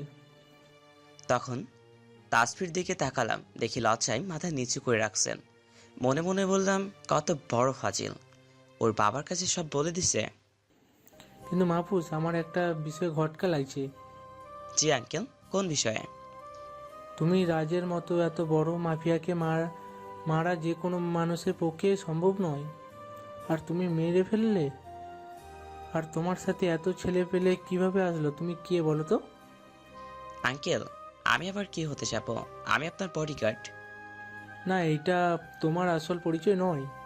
তুমি অনেক বড় কিছু। প্লিজ আমার কাছ থেকে লুকাও না, বলো প্লিজ। আঙ্কেলের কথা শুনে কি বলবো বুঝতে পারছি না। আমার পরিচয় জানলো হয়তো তিনি আমাকে কখনোই মেনে নেবেন না। কি হলো বলো না কেন? দেখো, তোমার সাথে আমার মেয়ের জীবন জড়িয়ে আছে। আঙ্কেল, আসলে আমি হলাম কিং অফ মাফিয়া, আর সমস্ত মাফিয়া দলেরই আমার হাতে তৈরি। রাজু আমার মাফিয়া দলে কাজ করত, কিন্তু আমার আগের জীবন ছিল সম্পূর্ণ আলাদা। যদিও আমি মাফিয়া কিং, তবু এসব ঝামেলা থেকে বাঁচছিলাম। তোমার আগের জীবন সম্পর্কে আমি জানতে চাই। আমার মেয়ের জীবনে আসার আগে তোমার পরিচয় আর পরিবার সম্পর্কে আমাকে কিছু বলো প্লিজ। হ্যাঁ বলবো, আমার পরিচয় আর লুকাবো না। তাহলে শুনুন, ফ্ল্যাশব্যাক। কয়েক বছর আগের কথা। মা বাবা আর একটা বোন নিয়ে ছিল আমাদের সুখের সংসার। আমাদের দিনগুলো খুব সুখের মধ্যে দিয়ে কাটতেছিল। বাবা ছিলেন বড় একজন ব্যবসায়ী, আর বোনটা স্কুলে পড়তো। আমি অনার্স 3য় বর্ষে পড়ি। ভার্সিটি বন্ধুবান্ধব, আড্ডা, পরিবার সব কিছু নিয়ে আমার নিত্যদিনগুলো ছিল অসাধারণ। সবসময় ছোট বোনের সাথে ঝগড়া করতাম, আর ছোট বোন আমার সাথে না পেরে কেঁদে দিত। তখন আমার দায়িত্ব হতো ছোট বোনের কান্না থামানো, আর বাবা মায়ের ভালোবাসা তো ভাই বোনের ওপর সবসময় ছিলই। তো এইভাবে আমি সুখের ভিতর দিয়ে জীবন অতিবাহিত করতেছিলাম। একদিন কলেজের ক্লাসে বসে ক্লাস করতেছি, তখন ছাত্রলীগের কয়েকজন নেতা এসে ছেলেদের ডেকে নিয়ে যায় একটা মিছিলে। আমি কখনোই সব মিছিলে যাই না, কিন্তু সেদিন প্রিন্সিপাল এসে সবাইকে যেতে বলায় মিছিলে যেতে হলো। মিছিলে 100 নেতার সাথে আমার একটু পরিচিত ছিল, আমি তাকে ভাই বলে ডাকতাম। ওই ভাই আমাকে তাদের দলে যোগ দেওয়ার জন্য অনেক অনুরোধ করে, কিন্তু আমি রাজি ছিলাম না। তবুও ভাইটি এমনভাবে বলে যে আমি আর তাদের দলে যোগ হয়ে গেলাম। এই বিষয়টা আবার বাবার কানে পৌঁছে গেল। বাবা আবার এসব দল করা পছন্দ করতো না। কলেজ শেষে বাড়ি যেতেই বাবা আমাকে অনেক বকা দিলেন, আর কি আর করার, বাবার বকা শুনে রুমে চলে গেলাম। কিছুক্ষণ পর আমার বোন আসলো। ভাইয়া, তুমি এসব দলে কেন যোগ দিলে? প্লিজ ছেড়ে দাও এসব। দেখি আপু, কি করা যায়। আজই তো যোগ দিলাম, ভালো না লাগলে ছেড়ে দিব। তুই এখন যা আপু, আমি রেস্ট নিব। তারপর তাইবা চলে যায়, আর আমিও শুয়ে পড়ি। এইভাবে দিন ভালো যেতে লাগলো, আর আমারও রাজনীতি ভালো লেগে যায়। তবে আমি পড়ালেখার পাশাপাশি রাজনীতি করতে লাগলাম। কিন্তু এই জন্য বাবা আমার প্রতি নারাজ ছিলেন। মাও আমাকে সব ছেড়ে দিতে বলেন, কিন্তু আমি ছাড়তে পারি না। এর মধ্যে আমি আমার বন্ধু তাওসিনকে আমার দলে নিয়ে নিই। আস্তে আস্তে আমি তাওসিন পুরোপুরিভাবে মিশে যাই ওই দলে। আমাদের দুজনের মেধা ছিল অনেক, যার কারণে অনেক সহজে যে কোনো কাজ করে ফেলতাম। আমাদের এই যোগ্যতা দেখে ছাত্রলীগের নেতা মনে গলে যায়। আমাদের তার ডান হাত বাম হাত বানিয়ে নেয়। এইভাবে দুজনের উপরে উঠতে থাকি, কিন্তু আমাদের গতি এর মাধ্যমে সীমাবদ্ধ ছিল না। আমরা আরও কঠিন কাজগুলো করতে লাগলাম। আমার আর তাহসিনের মধ্যে রাজনীতি এমনভাবে গেঁথে গিয়েছে যে আমরা এর জন্য যে কোনো কিছু করতে রাজি ছিলাম। এইভাবে আমাদের দিন কাটতে লাগলো। আমরা বিভিন্ন কাজের মাধ্যমে নেতাদের দৃষ্টি আকর্ষণ করতে লাগলাম। সবাই এক পর্যায়ে আমাদের আর তাহসিনকে সবগুলোকে কাজ দিতে লাগলো। কিন্তু কিছুদিন পরে আমার কাছ থেকে বড় একজন নেতা খুশি হয়ে গেল আর আমাকে একটা এলাকার দায়িত্ব দিল। আমিও তাহসিনকে আমার ডান হাত করে নিলাম। কিন্তু আমার বাবা আমার উপর প্রচণ্ড ক্ষিপ্ত হয়ে গেল। একদিন ডেকে বলল, তুই যদি এই রাস্তা থেকে সরে না আসিস তাহলে আমার ঘরে তোর জায়গা হবে না। কিন্তু কে শোনে কার কথা? রাজনীতিতে ঢুকে আমি অমানুষ হয়ে গিয়েছিলাম। তাই বাবার মুখের ওপর বলে দিলাম যে তোমার ঘরে না থাকলে আমার কোনো কিছু সমস্যা যায় আসে না, বলেই রুমে চলে গেলাম।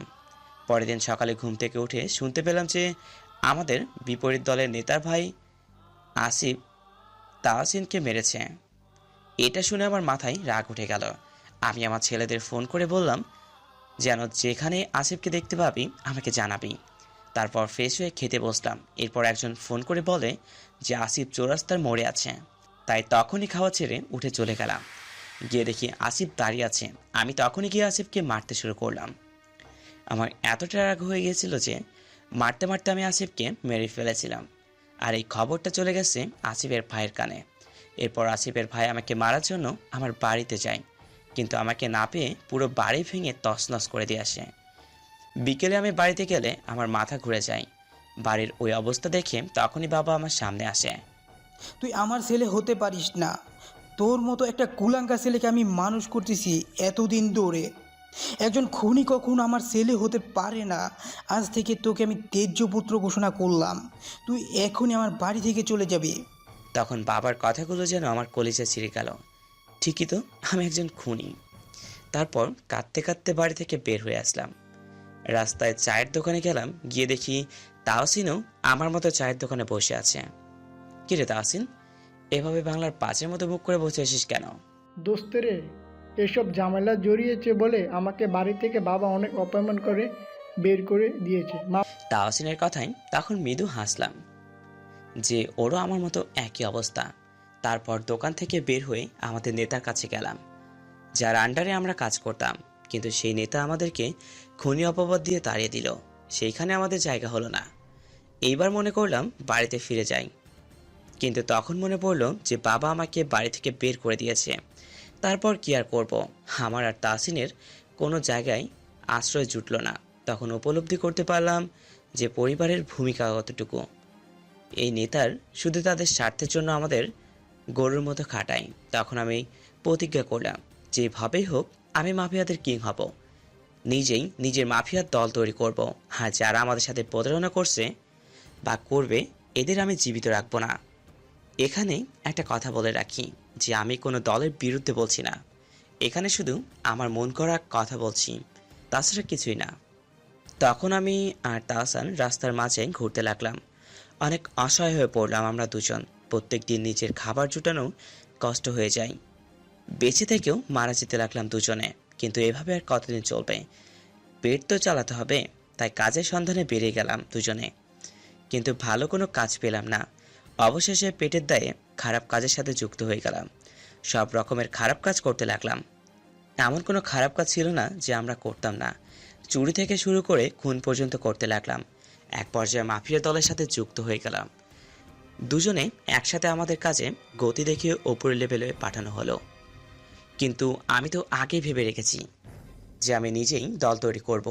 আমি আমার নিজের গতিমতো এগোতে লাগলাম, আর তাহসিন তো আমার সাথে আছেই।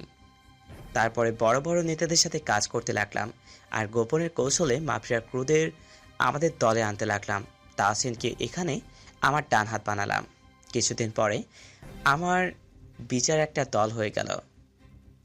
আমি যে দলের মাফিয়া কাজ করতাম তার সমস্ত ক্রুকে আমার দলে নিয়ে আসলাম। তখন ওরা শুধু ওপরের মাফিয়া দলে কাজ করতে লাগলো, কিন্তু ভিতরে আমার আন্ডারে কাজ করতে শুরু করলো। এভাবে প্রচুর বুদ্ধির সাথে কাজ করে আমি আন্ডারগ্রাউন্ডের মাফিয়া কিং হয়ে উঠলাম। কিন্তু কিভাবে যে বড় বড় মাফিয়ার আন্ডারগ্রাউন্ডের লিডার আমার বিষয়টা জেনে গেল। আমায় দেখে বড় মাফিয়ার দলগুলো পাঙ্গা নিতে আসতো, কিন্তু আমার দলের সাথে পারল না। তারপর সব কয়েকটা মাফিয়া ক্রুকে বন্দি করে আমার দলে নিয়ে আসলাম। আস্তে আস্তে দেশের সব মাফিয়াকে নিজের আয়ত্তে আনলাম। তারপর গেলাম কিং অফ মাফিয়া। তারপরে হয়ে গেলাম কিং অফ মাফিয়া। নিজের আত্মগোপন করে মাফিয়ার টিম পরিচালনা করতে লাগলাম। তারপর পরিচিত হলো সিফাত ভাইয়ের সাথে। সিফাত ভাই ছিলেন অনেক বড় একজন মাফিয়ার নেতা। এভাবে দিন যেতে লাগলো। কিন্তু একদিন বাবা মা আর বোনটার কথা খুব মনে পড়লো। নীরবে কাঁদলাম তাদের জন্য, কিন্তু পরক্ষণে মনে হলো অতীতের সেই কথা। যাদের জন্য পরিবার থেকে আলাদা হয়ে গেছি তাদেরকে আমি ছাড়বো না। তারপর আমাদের ছেলে পাঠিয়ে আসিফের বড় ভাইকে আমার কাছে নিয়ে আসলাম। আমাকে দেখেই চিনে ফেললো। তারপর ওইটাকে কতল করলাম। তারপর যে নেতা আমাদের খুনি অপবাদ দিয়েছে তাকেও কতল করলাম। এভাবে শান্ত হলাম ওদেরকে মেরে। কিন্তু আমি এভাবে মাফিয়া কিং হয়ে থাকতে ভালো লাগছিল না। নিজের একটা আলাদা পরিচয় বানানোর জন্য আপনার কোম্পানিতে চাকরি নিলাম, আর এখন আমি আপনার বডিগার্ড হয়ে আপনার সামনে শুয়ে আছি বলে আমার অতীত শেষ করলাম। তাকে দেখি আঙ্কেল আর তাসফি দুজনেই কাছে। বিজয় সাহেব, মাহফুজ আজ তোমার পরিবারকে এখানে আনবে। আমি আগামী সপ্তাহে তোমার আর আমার মেয়ের বিয়ে দিব। জি আঙ্কেল। পরের দিন সকালে তাহসিনকে পাঠালাম আমার ও আমার পরিবারকে নিয়ে আসতে। বিকালে তাহসিন নিয়ে চলে আসলো সবাইকে। আমার বাবা সবকিছু শুনে আমাকে বুকে জড়িয়ে নিয়ে তাহসিন ও তাহসিনের পরিবারের সাথে এক হয়ে গেলাম। আগামী সপ্তাহে আমার আর তাহসিনের বিয়ে। দেখতে দেখতে বিয়ের দিন চলে আসলো। খুব জাঁকজমকভাবে আমাদের বিয়েটা হয়ে গেল। সব কিছু আবার আগের মতো হয়ে গেছে। আমার বোনটাও নিজের ভাবিকে পেয়ে খুব খুশি হলো। 2 বছর পর মাহফুজ আর তাসফিয়ার জান্নাতি হুরের মতো একটা মেয়ে হলো। সবাই ভালোবেসে মেয়ের নাম দিল লামিয়া। এখন দুজন মিলে তাদের পরিটাকে নিয়ে ব্যস্ত আছে। আর এইভাবেই সমাপ্ত হলো আর একটি জীবন কাহিনী। সকালে মাহফুজ তার মেয়েটার সাথে খেলা করছে। হঠাৎ করেই ফোনটা বেজে ওঠে। ফোনটা রিসিভ করতে ওপাশ থেকে কেউ বলে উঠল, ভাই তাড়াতাড়ি হাসপাতালে চলে আসেন, তাসিনের অবস্থা একদম ভালো না। সাজাদের ছেলে পেলে তাসিনকে প্রায় মেরেই ফেলেছে, যে কোনো সময় দুনিয়া থেকে চলে যেতে পারে।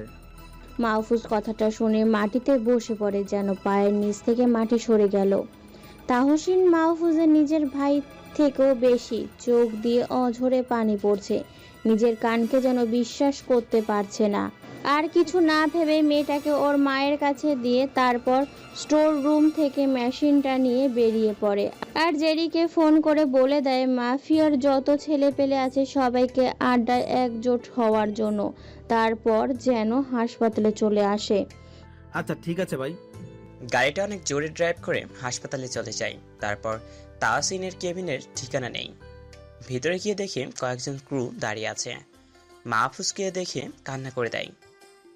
ভাই ওরা তাসিনকে মৃত্যুর পথে যাত্রী বানিয়ে দিয়েছে, আমরা ওদেরকে ছাড়বো না। আমি নিজেই শান্ত হতে পারছি না। চোখের পানি সবকিছু ঝাপসা দেখি, আর ওদের কি সান্ত্বনা দিব? সামনে তাকিয়ে দেখি তাহসিনের গলা পর্যন্ত কাপড় দিয়ে ঢাকা। মুখে অক্সিজেন মাস্ক পরা থাকা সত্ত্বেও নিঃশ্বাস নিতে পারছে না। কেবিনের দরজা আটকে দিয়ে চিৎকার করে কাঁদতে লাগলাম। দৌড়ে গিয়ে তাহসিনকে জড়িয়ে ধরলাম। তাহসিন রে, তুই না আমার ভাই, আমাকে ছাড়া কিভাবে চলে যাবি? এই যে দেখ, তোর কিছুই হবে না, আমি তোর কিছু হতে দিব না। একবার আমার সাথে কথা বল, বলে দেখ। কিন্তু তাহসিনের কোনো সারা শব্দ নেই। হঠাৎ করেই আমার হাতটা ধরলো, তারপর বলল, মাহফুজ রে, আমি তোকে খুব ভালোবাসি বলে হাত ছেড়ে দিল। তাহসিনের নাকে হাত দিয়ে দেখি মারা গেছে। এদিকে সমস্ত মাফিয়া কুম কাটতেছে। ঠিক সেই মুহূর্তে জেরেন কেবিনে ঢোকে। ভাই এত জরুরি তলব করলেন কেন? তাহসিন আমার কলিজার টুকরা ভাইকে ওরা মেরে ফেলেছে। তাসিনের লাশ দেখে কাঁদতে কাঁদতে মাটিতে বসে পড়ে। না ভাই, এটা হতে পারে না। তাহসিন ভাই মরতে পারে না, আমি এটা বিশ্বাস করি না। সবার মধ্যে একটা হাহাকার কাজ করতে থাকে। তারপর সবাই তাহসিনকে গোসল দিয়ে কফন পরিয়ে এক হুজুর এনে জাহানাজা পড়ায়, গোপনে সব কাজ শেষ করে। সবাই মিলে ফারিয়ার আড্ডায় বসে আছে। একদিকে সবাই শোকাহত, অন্যদিকে সবাই ভেতরে দাহু দাহু করে আগুন জ্বলছে। সবাই মাফিয়ার আড্ডায় চুপচাপ বসে আছে। মাহফুজও একটা জায়গা গুটিসুটি মেরে বসে আছে। কিভাবে পারলো ওরা আমার কলিজার টুকরো ভাইটাকে মেরে ফেলতে? হঠাৎ মাহফুজের পকেটে ফোনটা বেজে ওঠে, কিন্তু সেদিকে কোনো খেয়াল নেই। ফোনটা অনেক সময় ধরে বেজেই চলেছে। ভাই, অনেক সময় ধরে আপনার ফোনটা বাজছে। জেরির কথায় মাহফুজের ধ্যান হয়। ও হ্যাঁ, মাহফুজ পকেট থেকে ফোন বের করে দেখে বিশেষ কেউ একজন ফোন করেছে। এই কলিজা, কই তুমি? আড্ডায় বসে আছি। এখন আড্ডায় কি করো? জানো বাসার সবাই কত চিন্তা করছে তোমার জন্য। আমারও অনেক চিন্তা হচ্ছে। সেই না বলে কখন বের হয়ে গেছো? তাহসিনকে সাজেদদের ছেলেপেলেরা মেরে ফেলেছে। এই তুমি কি বলছো এসব উল্টাপাল্টা? তোমার মাথা ঠিক আছে তো? আর কেন মরতে যাবে? আমি এত কিছু জানি না, তবে ওরা আমার কলিজার টুকরার ভাইকে মেরে ফেলেছে। আমি ওদেরকে কেটে টুকরো টুকরো করে কুকুর দিয়ে খাওয়াবো। এই পাগল, এত রাগ করে না, শান্ত হও তুমি, আর এখনই বাসায় চলে আসবা। পাঠকরা হয়তো বুঝতে পারছেন না যে কে এই মেয়ে। গল্পের সাথে থাকেন, বুঝতে পারবেন। তারপর মাহফুজ সবাইকে বিদায় দিয়ে বাসার উদ্দেশ্যে রওনা দেয় আর বলে যায় তাহসিনের যারা মেরেছে সবাইকে খুঁজতে। তারপর ড্রাইভ করে বাসায় চলে যায়। বাসায় ঢুকেই একজন এসে জড়িয়ে ধরে। আমি কাঁদতে থাকি। কলিজা, এখন কান্না বন্ধ করো, আর কান্না করো না। এই তো দেখো আমি আছি। কিভাবে শান্ত হব বলো? ওরা আমার ভাইটাকে মেরে ফেলেছে। আচ্ছা এখন শান্ত হও। দুপুরে খেয়েছো তুমি? না, খাওয়া হয়নি। আমি তো জানি দুপুরের আগে বের হলে তুমি খাও না, তাই তোমার জন্য রান্না করে রাখছি। এসো তোমাকে খাইয়ে দিই। তারপর মেয়েটা খাবার এনে মাহফুজকে খাইয়ে দেয়। আচ্ছা পাঠকরা এবার বলেই দেই মেয়েটা কে। মেয়েটা হচ্ছে তাসফিয়া। সিজন 1 যারা পড়েছেন তারা সবাই জানেন এই সম্পর্কে, আর কিছু বলার নেই। আর গল্পের সাথে থাকলে বাকি সব জানতে পারবেন। তারপর মাহফুজ বিশ্রাম নেওয়ার জন্য একটা ঘুম দেয়। সন্ধ্যায় ঘুম ভেঙে যায়। পরে ফ্রেশ হয়ে জেরিকে ফোন করে সবাইকে আড্ডায় জড়ো হতে বলে। মেশিনটা কোমরে গুজে নেয়, তারপর গাড়িটা নিয়ে আড্ডায় চলে আসে। জেরি মাফিয়া সমস্ত ক্রুদেরকে নিয়ে দাঁড়িয়ে আছে। তারপর সবাই মিলে সেই রাতে সাজ্জাদের সব ছেলেদের তুলে নিয়ে আসে। ঘটনার সাথে কুরজন জড়িত ছিল। সব লোককেই মাহফুজ নিজের হাতে কুপিয়ে মেরে শহরের বিভিন্ন জায়গায় টানিয়ে রেখে আসে। তারপর সবাই নিজ ঘরে ফিরে যায়। পরের দিন সকালবেলায় তাহসিনের ব্যাপারটা ভাইরাল না হলেও ওদের ব্যাপারটা ভাইরাল হয়ে যায় যে সাজ্জাদের 20 জন ছেলেপেলেকে অন্য গ্যাংয়ের ছেলেরা কুপিয়ে হত্যা করে শহরের বিভিন্ন জায়গায় ফেলে রেখেছে। তাদের 20 জনের শরীরে সাজ্জাদ নামের ট্যাটু ছিল, তাই শনাক্ত করতে কোনো সমস্যা হয়নি। সকাল থেকে এই নিউজটাই টিভির হেডলাইনে বারবার দেখাচ্ছে। খবরের কাগজও প্রচুর করা হয়েছে। খবরটা সাজ্জাদের মূলত পাওয়ার পয়েন্ট পর্যন্ত চলে গেছে। সাজ্জাদের গ্যাংটা সরাসরি আন্ডারওয়ার্ল্ডের সাথে সম্পৃক্ত। আন্ডারওয়ার্ল্ডের লোকেরাও এই গ্যাংটা পরিচালনা করে। খবরটা দেখে সবারই হুঁশ উড়ে যায়। বিশেষ করে আন্ডারওয়ার্ল্ডের লোকেদেরও। এই গ্যাংয়ের লিডার হচ্ছে ফাতিম রোস্টার। সবাই মিলে মিটিং করে দেশের মধ্যে একটা স্পেশাল ফোর্স পাঠাবে যারা তাদের দলের লোকেদের সাথে এমন করেছে তাদের সবাইকে খুঁজে বের করে মারবে। একটা টিম গঠন করে পাঠানোর চিন্তা ভাবনা করেছে। কিন্তু ওরা তো জানে না দেশের মধ্যে একজন হিংস্র পশু বসে আছে শিকারের জন্য। দেশের দিকে কেউ কুনজর দিলে ওদের অস্তিত্ব ধুলোয় মিশে যাবে। তাহসিন মারা যাওয়ার পর থেকেই মাহফুজ যেন কেমন মন মরা হয়ে গেছে। সারাদিন ঘরের মধ্যেই নিজেকে বন্দি করে রাখে। যত রকমের ব্যবসা করত সব তো আগের থেকেই ডুবে রয়েছে, কোনো কাজে মন বসছে না। আজ সকাল থেকে না খেয়ে আছে। আর সহ্য করতে পারছে না। মাহফুজকে এরকম দেখে যেন কলেজটা ফেটে যাচ্ছে। তাই প্লেটে করে খাবার নিয়ে রুমে যায়, দেখে মাহফুজ শুয়ে আছে। তাসফিয়া গিয়ে মাহফুজের বুকে মাথা গুজে শুয়ে পড়ে, তারপর ফুপিয়ে কেঁদে দেয়। তখনই মাহফুজের বুকের মোচড় দিয়ে ওঠে, কারণ সে তাসফিয়ার কান্না সহ্য করতে পারে না। তাসফিয়া চোখে পানি মুছে দেয়। আরে আরে কলিজা, কান্না করছো কেন? তুমি জানো না যে তোমার কান্না আমি সহ্য করতে পারি না, আর কান্না করলে তোমাকে একদম পেতনির মতো লাগে। মাহফুজের দুষ্টুমি করা শুনে তাসফিয়া রেগে যায়। তারপর মাহফুজের বুকে আলতো করে কিল ঘুষি মারতে থাকে, ফুপিয়ে ফুপিয়ে বলতে থাকে, জানো তোমার জন্য আমার কত চিন্তা হয়। তাহসিন ভাইয়া মারা যাবার পর থেকে তুমি যেন কেমন হয়ে গেছো, সবসময় মন মারা হয়ে থাকো। এভাবে থাকলে আমার খুব খারাপ লাগে। তোমাকে ছাড়া নিজেকে খুব একা একা মনে হয়, বলেই কান্না শুরু করে দিল। এই কলিজা প্লিজ কান্না করো না। আচ্ছা আমার ভুল হয়ে গেছে, তোমাকে কষ্ট দিয়ে ফেলেছি, এই যে দেখো কান ধরছি, আর এমন হবে না বলে মাহফুজ কান ধরে। মাহফুজের এমন বাচ্চামি দেখে হেসে দেয়। এই পাগল, এটা কি করতেছ? এত কিছু করতে হবে না, শুধু সারা জীবন আমার পাশে থাকলেই হবে। আচ্ছা আমি তোমার জন্য খাবার নিয়ে আসছি, হ্যাঁ করো, আমি খাইয়ে দিচ্ছি। তারপর তাসফিয়া মাহফুজকে খাওয়াতে লাগলো। তখনই লামিয়া দৌড়ে ঘরে চলে আসে। লামিয়া এসে মাহফুজের কোলে চড়ে বসলো, তারপর গালে একটা কিস করলো। জানো বাবা, নানা ভাই আমার সাথে খেলা করে পারেনি, আমি জিতে গেছি। লামিয়াকে জড়িয়ে ধরে আদর করে দিল। মাহফুজের সব থেকে ভালো লাগা হলো লামিয়ার হাসিটা, কারণ এটাই এখন বেঁচে থাকার দায়িত্ব অক্সিজেন। তাসফিয়া পুরো খাবারটা মাহফুজকে খাইয়ে দিল, তারপর রুম থেকে বেরিয়ে গেল। এদিকে মাহফুজ আর লামিয়া খেলা করতে লাগলো। কিছুক্ষণ পর তাসফিয়া এসে যোগ দিল। এইভাবে দিনটা কেটে গেল।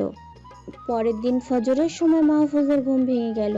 উঠে ফ্রেশ হয়ে মসজিদে গিয়ে নামাজটা পড়ে আসে। রুমে এসে দেখে তাসফিয়া আর লামিয়া খুব সুন্দর করে ঘুমিয়ে আছে। হঠাৎ মাহফুজের বাবা মায়ের কথা খুব মনে পড়তে থাকে। অন্যদিকে তাহসিনের মৃত্যুর পর ওর বাবা মাও যেন কেমন হয়ে গেছে। তাই মাহফুজ সিদ্ধান্ত নেয় গ্রামের বাড়ি থেকে কয়েকদিনের জন্য বেরিয়ে আসবে। একটু পর তাসফিয়ার ঘুম ভাঙলে মাহফুজ কথাটি জানায়। সেটা শুনেই তাসফিয়ার খুশি দেখে কে, খুশিতে মাহফুজকে জড়িয়ে ধরে। তোমাকে যে কি বলে ধন্যবাদ দিব, অনেকদিন আম্মুকে দেখি না, আর আমার মেয়েটা ওর দাদা দাদির সাথে দেখা করতে পারেনি। আমরা আজকেই রওনা দিব। হ্যাঁ তুমি সবকিছু গুছিয়ে নাও, আমি গিয়ে বাবাকে বলছি তোমার সাথে যেতে। এরপর মাহফুজ গিয়ে বিজয় সাহেবকে ডাক দেয়। বাবা রুমে আসতে পারে? হ্যাঁ মাহফুজ, রুমে আসো। এতে অনুমতি নেওয়ার কি আছে? বাবার কাছে গিয়ে বসলাম। ওষুধ খাচ্ছেন? আচ্ছা বাবা, আমরা সিদ্ধান্ত নিয়েছি যে আসলে গ্রামের বাড়িতে যাব, আর আপনাকে সাথে নিয়ে যেতে চাচ্ছি। মাহফুজ, সেটা কেমন করে হয়? আমার উপর অফিসের এত কাজের চাপ রয়েছে, তার উপর গ্রামে গেলে মনে হয় না তোমার বাবা মা সহজে আসতে দিবেন। কোনো সমস্যা হবে না বাবা, হাতে গোনা কয়েকদিন থাকবো, তারপরে চলে আসবো। আর নীলা তো আছেই, সমস্ত কাজ না হয় এই কয়েকদিন ও দেখাশোনা করবে। বাবা প্লিজ চলেন না। বিজয় সাহেব মাহফুজের অনুরোধ আর ফেলতে পারল না, শেষ পর্যন্ত রাজি হয়ে গেল। তারপর নীলাকে ফোন করে সব কিছু খুলে বললেন। নীলাও কোনো আপত্তি করলো না। স্যার আপনি গ্রামের বাড়ি থেকে ঘুরে আসুন, সমস্যা নেই, আমি সব কিছু হ্যান্ডেল করে নিব। আর মাহফুজের যখন এত করে বলছে, তখন আমার মনে হয় আপনি গেলে ভালোই হবে। পাঠকরা অনেক ভেবেছেন, এখন আবার মেয়েটাকে, মেয়েটা হলো বিজয় সাহেবের সহকারী। বিজয় সাহেবের সাথে কথা শেষ করে রুমে আসে, দেখে তাসফিয়া সবকিছু গুছিয়ে ফেলছে আর লামিয়াও ঘুম থেকে উঠে পড়েছে। লামিয়া দৌড়ে এসে মাহফুজকে জড়িয়ে ধরে বলে, বাবা, তোমাকে অনেক ধন্যবাদ। তুমি আমাদের দাদু বাড়ি নিয়ে যাচ্ছ। জানো, সেখানে আমার সাথে আমার বন্ধুরা খেলা করে। ও তাই নাকি? তাহলে তো খুব খুশির কথা। তাড়াতাড়ি যেতে হবে তাহলে। আর তাসফিয়া, তুমি বাবার কাপড় গুছিয়ে নাও, বাবাকেও নিয়ে যাচ্ছি। ওকে বলে রুম থেকে বেরিয়ে যায়। সবাই সকালের নাস্তাটা করে নিয়ে গ্রামের উদ্দেশ্যে বেরিয়ে পড়ে। সবার মনটা ফুরফুরে লাগছে, কারণ অনেক দিন পর এই যান্ত্রিক শহর ছেড়ে গ্রামের প্রাকৃতিক পরিবেশে পা বাড়ালো। লামিয়া তো পুরো রাস্তা ধরে ওর নানা ভাইয়ের সাথে গল্প করছে। বিজয় সাহেব লামিয়ার সাথে হাসি মজা করতে করতে গেছে। বিকেলের দিকে সবাই মিলে গ্রামে পৌঁছে যায়। সবাইকে দেখে মাহফুজের ছোট বোন দৌড়ে আসে। ভাইয়া, কেমন আছিস তুই? এই তো ভালো আছি, তুই কেমন আছিস? না, ভালো ছিলাম না। এখন তোরা সবাই এসেছিস, অনেক ভালো থাকবো। এখন তো সবাই ঘরে আয়। ও হ্যাঁ চলো। তারপর সবাই মিলে বাড়ির মধ্যে যায়। মাহফুজের মা সবাইকে দেখে দৌড়ে এসে মাহফুজকে জড়িয়ে ধরে আর কান্না করে দেয়। আরে আরে আম্মু, কান্না করো কেন? এখন আর কান্না করো না। আগে বল, কয়দিন থাকবি তোরা সবাই? এই তো সপ্তাহখানিক থাকবো, তারপর সবাই ভিতরে চলে আসে। কিছুক্ষণ বিশ্রাম নিয়ে নেয় মাহফুজ। তারপর লামিয়ার ডাক দেয়। লামিয়া তখন রুমে চলে আসে।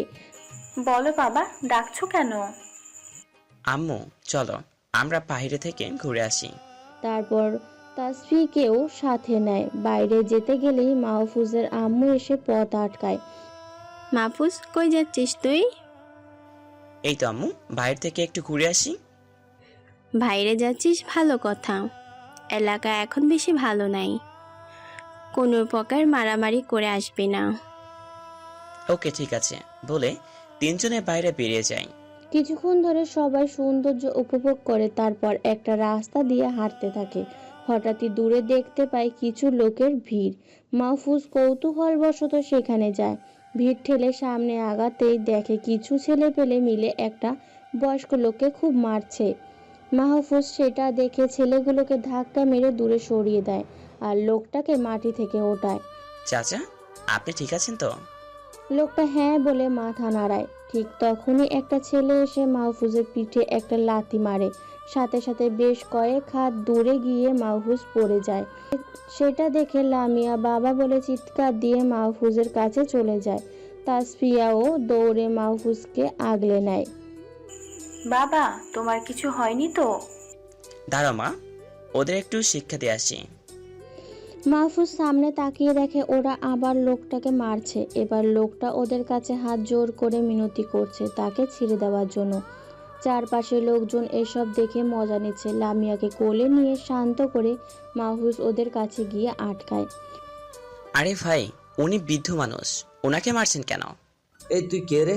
এলাকার এত মানুষ থাকতে তুই নাক গলাচ্ছিস কেন? কথা না বলে সামনে থেকে যা।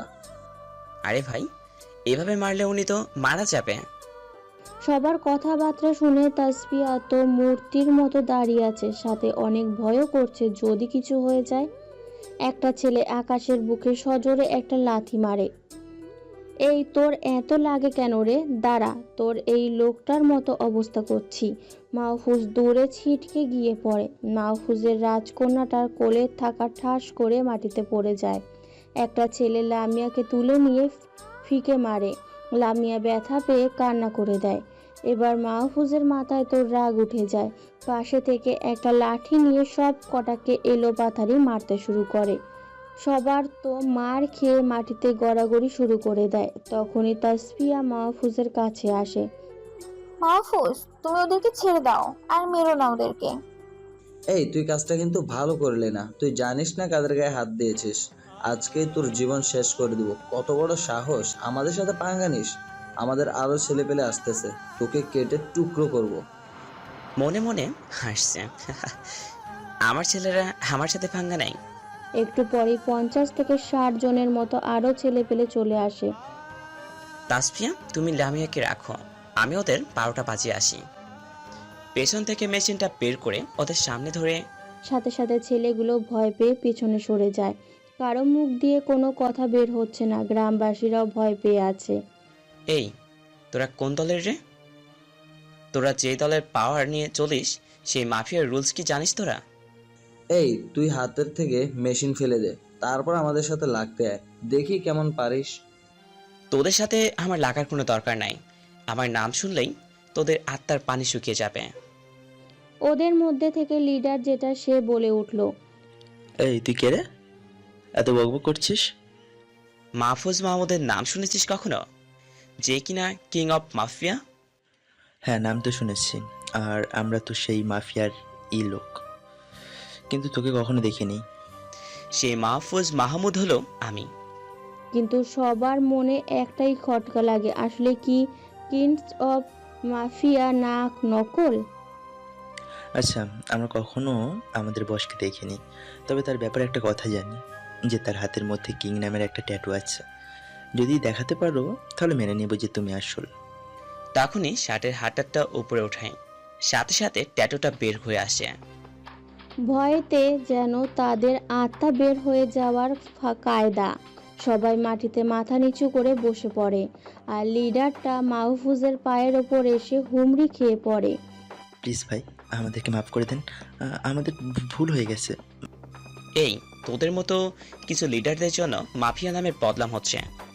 ভাই, দ্বিতীয়বার আর এরকম হবে না, আমরা অনেক বড় ভুল করে ফেলেছি। আচ্ছা যা, আজকের মতো মাফ করে দিলাম। আর যদি কখনো এমন করিস সব কটাকে মেরে লাশ বানিয়ে দিব, লাশটাও কেউ খুঁজে পাবে না। পুরো গ্রামবাসী তো এই কাহিনী দেখে অবাক হয়ে তাকিয়ে আছে। সবাই গিয়ে লোকটার কাছে ক্ষমা চেয়ে আসে, তারপর সবাইকে কিছু কথা বলে পাঠিয়ে দেই। তারপর ছেলেগুলো চলে গেলে মাহফুজ ও রাজকন্যা আর তাসফিয়াকে নিয়ে বাড়িতে চলে আসে। মাহফুজের কয়েকটা জায়গা কেটে গেছে, লামিয়া হাত কেটে রক্ত পড়ছে। ওদের এই অবস্থা দেখে তো মাহফুজের মা কান্না করে দেয়, এই ছেলে তুই কি আমাকে কখনো শান্তি দিবি না? এই গ্রামে এসেও নিজের অকাত করতে থামলি না। কি করব আম্মু বলো? রাস্তা দিয়ে হাঁটতে দেখি কয়েকজন মিলে একটা বৃদ্ধ লোককে মারছে। হ্যাঁ, তাই একেবারে গরিবের রবিনহুড হয়ে বাঁচাতে গেলি। এই তাই বা ডেটল নিয়ে আয় তো। বৌমা, তুমি লামিয়াকে কুলে রাখো। মাহফুজের বাবা আর শ্বশুরও ঘর থেকে বেরিয়ে এসে এদের এই অবস্থা দেখে মাহফুজের বাবা বলে, কি করে মাহফুজ, এখনও শান্তিতে থাকতে পারবি না? দেখছি আর কতদিন এসব করবে চলবে? বাবা, ওখানে একটা লোককে মারছিল। থাক, আর বলতে হবে না, অনেক দয়ালু হয়ে গেছিস তুই। আমার নাতনিটাকেও জড়িয়ে নিয়েছিস, ফ্রেশ হয়ে বিশ্রাম নে। তারপর মাহফুজ আর লামিয়াকে পরিষ্কার করিয়ে দিল, ডেটল দিয়ে ক্ষত জায়গার ব্যান্ডেজ করা হলো। রাতে খেয়ে দিয়ে সবাই ঘুমিয়ে পড়লাম। আজকে লামিয়া মায়ের কাছে শুয়েছে, তাসফি আমাকে জড়িয়ে ধরে ছোট বাচ্চার মতো শুয়ে আছে। কি যে মায়াবী লাগতেছে। থাক, আর কিছু না ভেবে ঘুমিয়ে পড়লাম। এইভাবে কয়েকদিন কেটে গেল, অনেক আনন্দের দিন কাটলো। শহরের তুলনায় গ্রামের পরিবেশেই অনেক ভালো, মনে হয় সারা জীবন গ্রামে থেকে যায়। কিন্তু আমি শহরে না থাকলে যে মাফিয়া টিম টিকতে পারবে না। একদিন সকালে ঘুম ফোনের আওয়াজে ঘুমটা ভাঙলো। ঘুম স্ক্রিনে তাকিয়ে দেখি জেরি ফোন করেছে। ফোনটা তখন রিসিভ করলাম। হ্যাঁ জেরি, বল কেমন আছিস? অনেক ভালো আছি ভাই, তবে একটা কথা বলতে ফোন করেছি। হ্যাঁ বল, কি বলবি? ভাই, সাজ্জাদ আন্ডারওয়ার্ল্ডের সাথে কানেক্টেড। আপনি ওর ভাইটাকে মেরে ফেলার পর ও আপনাকে মেরে ফেলার প্ল্যান করেছে, তাই বিশেষ একটা ফোর্স নিয়ে 2 দিনের মধ্যে দেশে ঢুকতে চলেছে। শুনেছি ওর দলে যারা আছে সবাই একজনের দানবের মতো, আর প্রচুর হিংস্র, একাই একজন 10 জনের সমান। ভাই, আমার প্রচুর ভয় করছে, আপনি তাড়াতাড়ি চলে আসেন। ওকে, তুই চিন্তা করিস না, আমি কালকে চলে আসতেছি বলে ফোনটা কেটে দিলাম। তারপর উঠে ফ্রেশ হয়ে সবাইকে বললাম যে কালকে চলে যাব। আম্মু তো কোনোভাবেই যেতে দিবে না, শেষ পর্যন্ত অনেক কষ্টে রাজি করালাম। পরের দিন সকালে খাবার খেয়ে সবাই মিলে রওনা দিলাম। অনেক তাড়াতাড়ি শহরের দিকে গেলাম। বিকেলের দিকে পৌঁছতে দেখি সবাই এদিকে ওদিকে দৌড়াদৌড়ি করছে, কি হচ্ছে কিছুই বুঝতে পারলাম না। আমাদের গাড়িটা রাস্তার জ্যামে আটকে গেল। গাড়ি বের হয়ে সামনে চলে গেলাম, গিয়ে তো অবাক হয়ে গেলাম। দানবের মতো একটা গাড়ি দাঁড়িয়ে আছে, সবাইকে আমার ফটো দেখানো হচ্ছে। যে বলছে যে দেখে নাই তাকেই তুলে ছুঁড়ে মারছে। হঠাৎ করে কই থেকে যেন জেরি চলে আসলো। এসে আমাকে দূরে নিয়ে গেল। ভাই সাথেদের সেই আন্ডারওয়ার্ল্ডের স্পেশাল টিম এরাই। ভাই এদেরকে যেরকম ভাবছিলাম তার থেকে এরা বেশি শক্তিশালী। আমাদের যেগুলো মাফিয়া ছেলেপেলে আছে তারা এই স্পেশাল টিমের সাথে টিকতে পারবে না। ওই যে তুই এত ভয় পাস না, এরা যে কোনো রকম শক্তিশালী হোক না কেন সব কয়টাকে জমের বাড়ি পাঠিয়ে ছাড়বো। তুই একটা কাজ কর, আড্ডার মাফিয়া ছেলেপেলেকে হাজির কর, আমি পরিবারের লোকদের বাসায় পৌঁছে দিয়ে আসি। ঠিক আছে ভাই, বলেই চলে গেল। তারপর সবাইকে বাসায় দিয়ে আড্ডায় চলে আসে। ভিতরে জেরি সবাইকে নিয়ে বসে আছে। মাহফুজ ভিতরে যেতেই সবাই দাঁড়িয়ে যায়।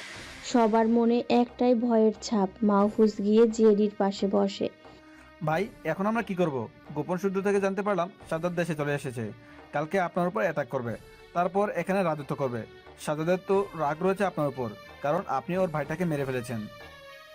ওসব নিয়ে কোনো চিন্তা করিস না। যারাই এই দেশটাকে নিয়ে বাজে চিন্তা ভাবনা আনবে তাদেরকে দুনিয়া থেকে পরপারে পাঠিয়ে দিব। সাজ্জাদের অবস্থায় কালকে দেখা যাবে।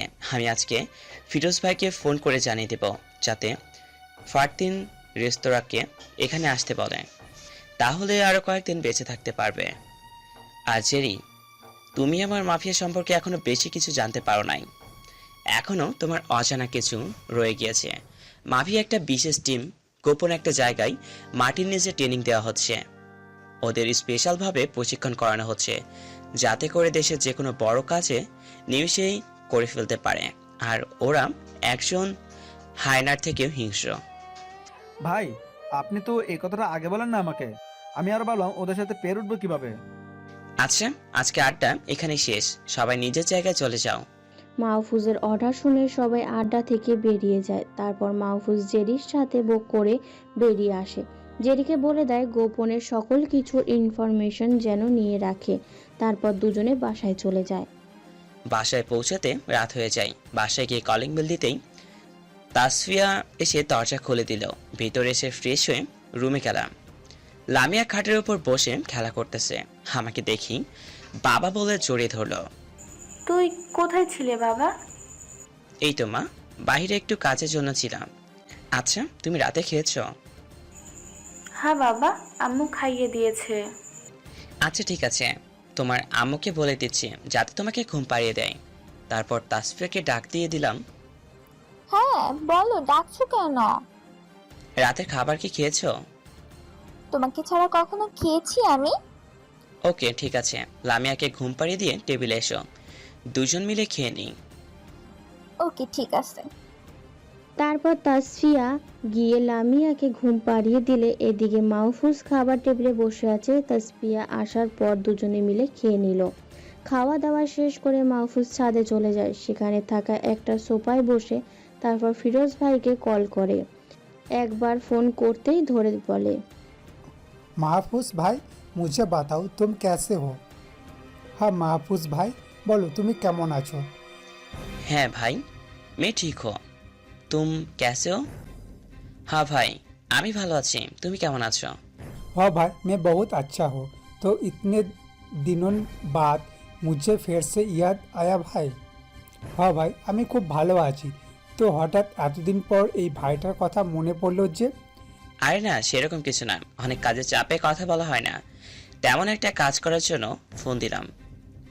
ফাতিন রেস্তোরাঁ আমার দেশে এসে সবকিছু দখল করতে চাচ্ছে, ওকে বলে দাও না আসার জন্য। আর যদি রাজত্ব করতে আসে তাহলে জীবনে ফিরতে পারবে না। ওকে আমি ওর সাথে কথা বলছি আর জানাবো যে রোস্তার আক্রমণ করবে কি না। তারপর মাহফুজ ফোনটা কেটে দেয়। একটু পর আবারও ফোন করে। হ্যাঁ বলো ভাই, কি খবর আছে? রোস্তা কালকে তোমার দেশের উপর আক্রমণ করবে। ওকে অনেক বুঝিয়েছি কিন্তু আমার কথা শুনে নাই। অনেক ধন্যবাদ, তুমি ভালো থেকো।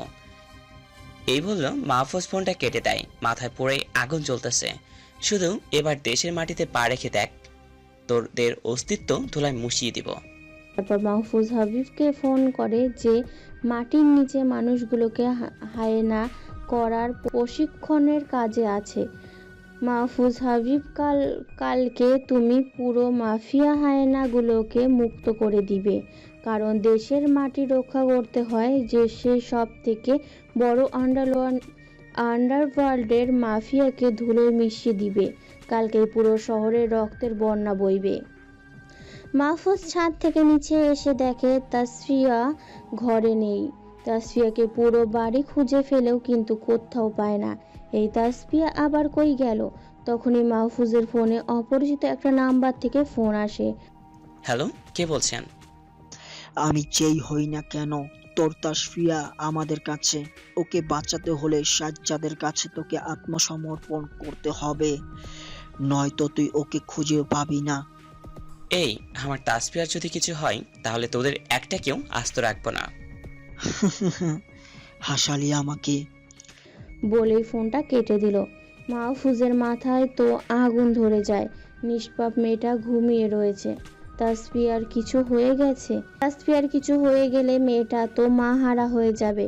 মাহফুজ তখনই জেরির কাছে ফোন করে। জেরি, তাসফিয়াকে কেউ কিডন্যাপ করে নিয়ে গেছে। আমার তাসফিয়া কোথায় আছে জানতে চাই। ভাই, আপনি কোনো চিন্তা করবেন না, আমি দেখতেছি বিষয়টা, বলে জেরি ফোনটা রেখে দেয়। মাহফুজ শুধু পায়চারি করতে থাকে, মাথাটা যেন ঝিম ধরে আছে, চোখ দিয়ে পানি পড়ছে। একটু পর জেরি ফোন আসে। হ্যাঁ জেরি, বলো কি খবর? ভাই, তাসফিয়া ম্যামকে সাজাদের ছেলে পেলে তুলে নিয়ে গেছে, আর গোপন সূত্র থেকে জানতে পারলাম যে রোস্তা আর সাজাদ মিলে আজ রাতেই আপনার উপর অ্যাটাক করবে। তাসফিয়াকে সেই সুযোগে কাজে লাগিয়েছে আপনাকে দুর্বলের জন্য। ওকে, ঠিক আছে, আমিও তাদেরকে শেষ করে দিব। মাফিয়ার সমস্ত ক্রুদের আড্ডায় জড়ো করো। রোস্তরের লোকেরা সবাই একটা চক্র করে যে ওরা মাফিয়ার আড্ডাটাকে পুরো ঘিরে ফেলবে, শুধু সময়ের অপেক্ষায় বসে আছে। জেরিন থেকে তো আগে থেকেই গোপন সূত্রে জানতে পেরে যায় যে রোস্তারের টিম অ্যাটাক করবে। এদিকে মাফিয়ার টিম পুরোই তৈরি হয়ে বসে আছে। মাফিয়ার কয়েক হাজার ক্রু একত্রে হয়ে যায়। তাদের সবার মধ্যে একটা চিন্তা কাজ করছে, তারা রোস্তারের নাম চিরতরে মুছে দিবে। মাহফুজের বুকে সৎ সাহস আছে। যারা এই দেশের দিকে কুনজর দিবে তাদের সবার অস্তিত্ব চিরতরে বিলীন করে দিবে।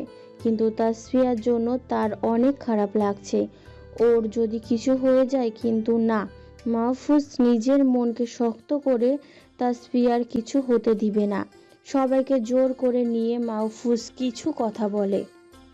শোনো সবাই, কেউ পিছু পা হবে না, সবাই দেশের জন্য লড়বে। দেশের দিকে কুনজর দেওয়ার শকুনগুলোকে তাড়াতে হবে। আর আমার জন্য কোনো প্রকার চিন্তা করবে না, যত সময় পাবে রুখে দাঁড়াবে। দেশ থেকে কুলাঙ্গারদের তাড়াতে সর্বোচ্চ লড়াই করবে। সবার মধ্যে তো জোশ উঠে আছে। যার যাই হোক না কেন, ফাতিম রোস্টারের অস্তিত্ব সহ ধুলো মিশিয়ে দিবে। সবাই যার যার পজিশন নিয়ে শেষটা শেষ করো, সেট হয়ে যাও। এদিকে ফাতিম রোস্টার আর সাজ্জাদ তাদের সমস্ত কুটেরকে নিয়ে মাফিয়ার আড্ডায় চলে যায়। তারা গিয়ে মাফিয়ার পুরো আড্ডাকে ঘিরে ফেলে। আড্ডার ভেতরে মাফিয়ার কিছু শত্রু সহ মাহফুজ বসে আছে। ফাতিম আর সাজ্জাদ তাদের কিছু কুটো নিয়ে মাফিয়ার আড্ডায় ঢুকে পড়ে। দেখে মাহফুজ বড় একটা লোহার পাইপ নিয়ে বসে আছে। ফাতিম আর সাজ্জাদের সাথে তাসফিয়াও আছে। তাসফিয়াজের দেখে মাহফুজের কলিজায় যেন ছিঁড়ে যাচ্ছে, তাও সে নিজেকে শক্ত করে। हाय महफूज महमूद, हमने तुम्हारा अड्डे को चारों तरफ से घेर लिया, अब सरेंडर कर दो। हाय महफूज महमूद, আমি তোমার পুরো আড্ডাকে ঘিরে ফেলেছি, তুমি এবার সারেন্ডার করে দাও। ये फातिन रेस्तरा इंती भी जल्दी क्या है? बाप का खेल देखना अभी भी बाकी है। ए फातिल रोस्तार, এত তাড়াহুড়া কি আছে? বাপের খেলা দেখোনি, এখনো বাকি আছে। हाँ, दाद देना पड़ेगा, तेरे पे जिगर है मेरे दोस्त, जैसा तेरे बारे में सुना था उससे भी कई ज्यादा बड़ा खिलाड़ी है तू। ফাতিন, তোমার বাহবা দিতে হয়, তোমার বুকের পাটা আছে বন্ধু। তোমার ব্যাপারে যেটুকু শুনেছি তার থেকেও বড় খেলোয়াড় তুমি। আরে বুঝতে দেরি করে ফেলছো, এই জন্যই এখান থেকে জীবিত ফিরতে পারবা না। এজন্য একটা প্রবাদ আছে, সময় থাকতে সময়ের মূল্য দাও, না হলে সময়ের স্বল্পতা তোমাকে কষ্ট দিয়ে মারবে। ये छोकरा, ये गलत फहमी में दूर कर दूंगा। बाहर तो देख मेरा आदमी कितने हैं और तू कितने हैं। রোস্টার, আরে ছেলে, তোমার ধারণা আমি পাল্টে দিব। বাইরে একবার তাকিয়ে দেখো আমার লোক সংখ্যা কত আর তোমার লোকদের সংখ্যা কত। मेन उन्हें मारेंगा, मेन धूले से मिले दूल्हा का उस समय में समझूंगा। হাসতে থাকে, তোদের মেরে তো ধুলে মিশিয়ে দিব, কিছু সময় থাক বুঝে যাবি। সাজ্জাদের আর ওর একটা টিমের মাহফুজের মারতে এগিয়ে যায়, কিন্তু মাহফুজ আর ওর সাথে যারা ছিল সবাই মিলে সাজ্জাদ আর টিমটাকে মেরে মাটিতে শুইয়ে দেয়।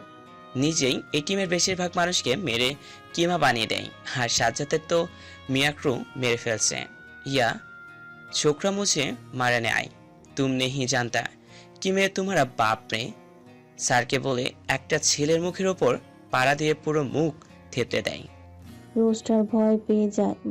মাহফুজের মায়ের দেখে বাইরে তুমুলভাবে মারামারি হচ্ছে। মাফিয়ার ক্রু আর রোস্টারের ক্রুরা দেখে গেছে। মাহফুজ মাহমুদ বাড়াই কান আলাকে सुन मेरे आदिम केसर मार रहा तेरे बंदे को। এই মাহফুজ মাহমুদ, বাহিরে কান দিয়ে শোন, আমার লোকেরা তোমার লোকদের কিভাবে মারছে। ওদিকে আমার ক্রু তোমার ক্রুদের মারছে, এদিকে আমি তোমাকে খতম করব। এবার রোস্টার শক্তিশালী ফোর্সটাকে পাঠায় আকাশকে মারার জন্য, যে টিমটাকে সোলজার অফ রোস্টার বলা হয়। এবার পেছন থেকে গিয়ে মুখে হাত দিয়ে সিটি বাজায়, সাথে সাথে মাফিয়ার হায়নাগুলো উঠে আসে। রোস্টার ও মাফিয়ার হায়নাদের মধ্যে তুমুল আকারের মারামারি শুরু হয়ে যায়। বাইরে তুমুল আকারের মারামারি হচ্ছে। এবার রোস্টার মাহফুজকে মারার জন্য তেড়ে আসে। মাহফুজ রোস্টারের তলপেট বরাবর একটা লাথি মেরে দেয়। রোস্টার লাথি খেয়ে দূরে গিয়ে পড়ে, কিন্তু তখনই লাফ দিয়ে উঠে দাঁড়ায়, কারণ রোস্টার মার্শাল আর্ট জানে। রোস্টার এবার মাহফুজকে মেরে মাটিতে ফেলে দেয়। মাহফুজ বেকায়দাভাবে মাটিতে পড়ে গিয়ে হাতে আঘাত পায়, আবার উঠে রোস্টারকে আঘাত করে, কিন্তু মাহফুজ এবার আর পেরে উঠছে না, কারণ এক তো মাহফুজের হাতে অনেক ব্যথা পেয়েছে, অন্যদিকে রোস্টার মাহফুজের জখম হওয়া হাতটাকে বারবার আঘাত করছে। ইতিমধ্যে মাহফুজের নাক মুখ দিয়ে রক্ত পড়া শুরু হয়ে গেছে। মাহফুজ মাটিতে আবার পড়ে যায়, ওঠার মতো কোনো শক্তি পাচ্ছে না শরীরে। ये महफूज उड़ ना, तुझे तो मेरे को ख़त्म करना है, उठ साले। क्या बोला था? बाप है तू, बाप तेरा मैं हूँ। 110 तक गुनूंगा, इस समय पे उठ नहीं सका तो गुली मार दूंगा। 1 থেকে 10 পর্যন্ত গুনবো, এর মধ্যে না উঠলে গুলি মেরে দিব। রোস্টার গুলি বের করে কোমর থেকে। মাহফুজ ওঠার মতো কোনো শক্তি পাচ্ছে না, মনে হচ্ছে শরীর আর কোনো শক্তি অবশিষ্ট নেই। উঠতে চেষ্টা করতে থাকে, একদিকে রোস্টার গুনতে থাকে 1 2 3 9। মাহফুজ কোনো মতে উঠে দাঁড়ায়, আর তখনই রোস্টার 10 বলে গুলি করে দেয়, কিন্তু তখনই তাসফিয়া গুলির সামনে চলে আসে আর শরীরের মধ্যে গুলি ঢুকে যায়। এই দেখে মাফিয়া হায়েনারা রোস্টারকে ছিঁড়ে ফেলে, রোস্টারের জায়গায় মারা যায়। আস্তে আস্তে তাসফিয়ার চোখ অন্ধকার হতে থাকে। তাসফিয়া আস্তে আস্তে বলতে থাকে, মাহফুজ, আমি তোমাকে অনেক ভালোবাসি, তোমাকে ছাড়া আমি বাঁচবো না। আমি মনে হয় আর বেশিক্ষণ থাকতে পারবো না। যদি কোনো ভুল করে থাকি তাহলে প্লিজ মাফ করে দিও, আর আমার মেয়েটাকে দেখে রেখো। এই তাসফিয়া, কি বলছো তুমি পাগলের মতো? তোমার কিছুই হতে দিব না আমি। এই যে রে, তাড়াতাড়ি গাড়ি নিয়ে আয়, তাসফিয়াকে হাসপাতালে নিয়ে যেতে হবে। তারপর তাড়াতাড়ি করে তাসফিয়াকে হাসপাতালে নিয়ে যাওয়া হয়। ডাক্তাররা বলে দেয় তাসফিয়ার কন্ডিশন এখন খুব বেদকিত, যে কোনো সময় যে কোনো কিছু হয়ে যেতে পারে, ওদের হাতের বাইরের সিচুয়েশন। আজ 3 দিন তাসফিয়া এখনও জ্ঞান ফেরেনি। ডক্টররাও কিছু বলতে পারছে না ভালো মন্দ। এদিকে মাহফুজ পুরোপুরিভাবে পাগল হয়ে গেছে। বাড়ি থেকে আকাশের মা, বাবা আর বোন, তাসফিয়ার বাবা আসছে ইটালিতে। সবাই মরার মতো মুখ নিয়ে কেবিনের বাইরে বসে আছে। নার্স একজন এসে বলে রোগীর জ্ঞান ফিরেছে, রোগী এখন বিপদমুক্ত, আপনারা চাইলেই রোগীর সাথে দেখা করতে পারেন। মাহফুজ খুশিতে কান্না করে দেয়। সবাই গিয়ে আগে দেখে আসে তাসফিয়াকে। মাহফুজ এখনও কেবিনের বাইরে বসে আছে। একটু পর মাহফুজের আম্মু এসে যা গিয়ে দেখে আয়। সবাই বের হয়ে মাহফুজের কেবিনে ঢোকে। মাহফুজকে দেখে তাসফিয়া মুখ ঘুরিয়ে নেয়। মাহফুজ কিছু বুঝতে পারে না। এই তাসফিয়াকে আমার দিকে তাকাও, এমন কেন করছো? আজ তোমার জন্য আমি পরপারে চলে যেতাম, তাহলে আমার মেয়েটার কি হতো? তোমাকে কিভাবে মাফ করতাম? তাসফিয়ার পা ধরে কেটে দেয়। তাসফিয়া, আমি সরি, আগে বুঝতে পারি নাই যে এমন হয়ে যাবে। আমাকে মাফ করে দাও। মাহফুজের কান্না কেঁদে আর রাগ করে থাকতে পারে না। এই এই কি করছো? কি করছো কি তুমি? এটা কিন্তু ভালো হচ্ছে না বলে দিলাম। পা ছাড়ো। তাহলে বলো আমায় মাফ করে দিয়েছো? পা ছেড়ে আমার কাছে আসো আর দুইটা ওয়াদা করো। হ্যাঁ, কি করব বলো? তাসফিয়া, আজকের পর এই জগৎ থেকে তুমি পুরোপুরিভাবে ছেড়ে দিব, কারণ আমাদের বাচ্চা আছে, ওর ভবিষ্যৎ আছে। আচ্ছা কলিজা, তাই করব। আজকের পর আমি সমস্ত কিছু ছেড়ে দিব। দ্বিতীয় হলো, আমার আরেকটা বাবু চাই। ওরে আমার শয়তান বউরে, একটা কথা তো রাখছি যে এখন থেকে সব ছেড়ে দিব। বাকি তুমি যদি বলো, বাকি কথাগুলো এখন রাতে পারি, এখানে আদর করা শুরু করে দিব। আই খুবিস না না। ইস, আমার লজ্জাবতী বউরে, একবার সুস্থ হয়ে বাড়ি ফিরো, ফুটবল টিম বানাবো। তো লজ্জায় শেষ। প্রায় 10 দিন পর তাসফিয়া সুস্থ হয়। ওকে হসপিটাল থেকে রিলিফস দিয়ে বাড়িতে নিয়ে যাওয়া হয়। বাকি পাঠকরা আর ওদের বাড়ির দিকে না যায়, সবাই সবার বাসায় চলে যায় এবার। কারণ মাহফুজ হসপিটালে কিছু একটা বলছিল, ফুটবল টিম না কি যেন একটা। থাক, বাদ দেন এইসব ইতিহাস, সেগুলো শুনতে হবে না। নিজেদের বিয়ে করে নিজেরা ইতিহাস তৈরি করেন। থাক, এখন আর কিছু বললাম না। তাহলে বলছি কি যে এখন আমরা আসি।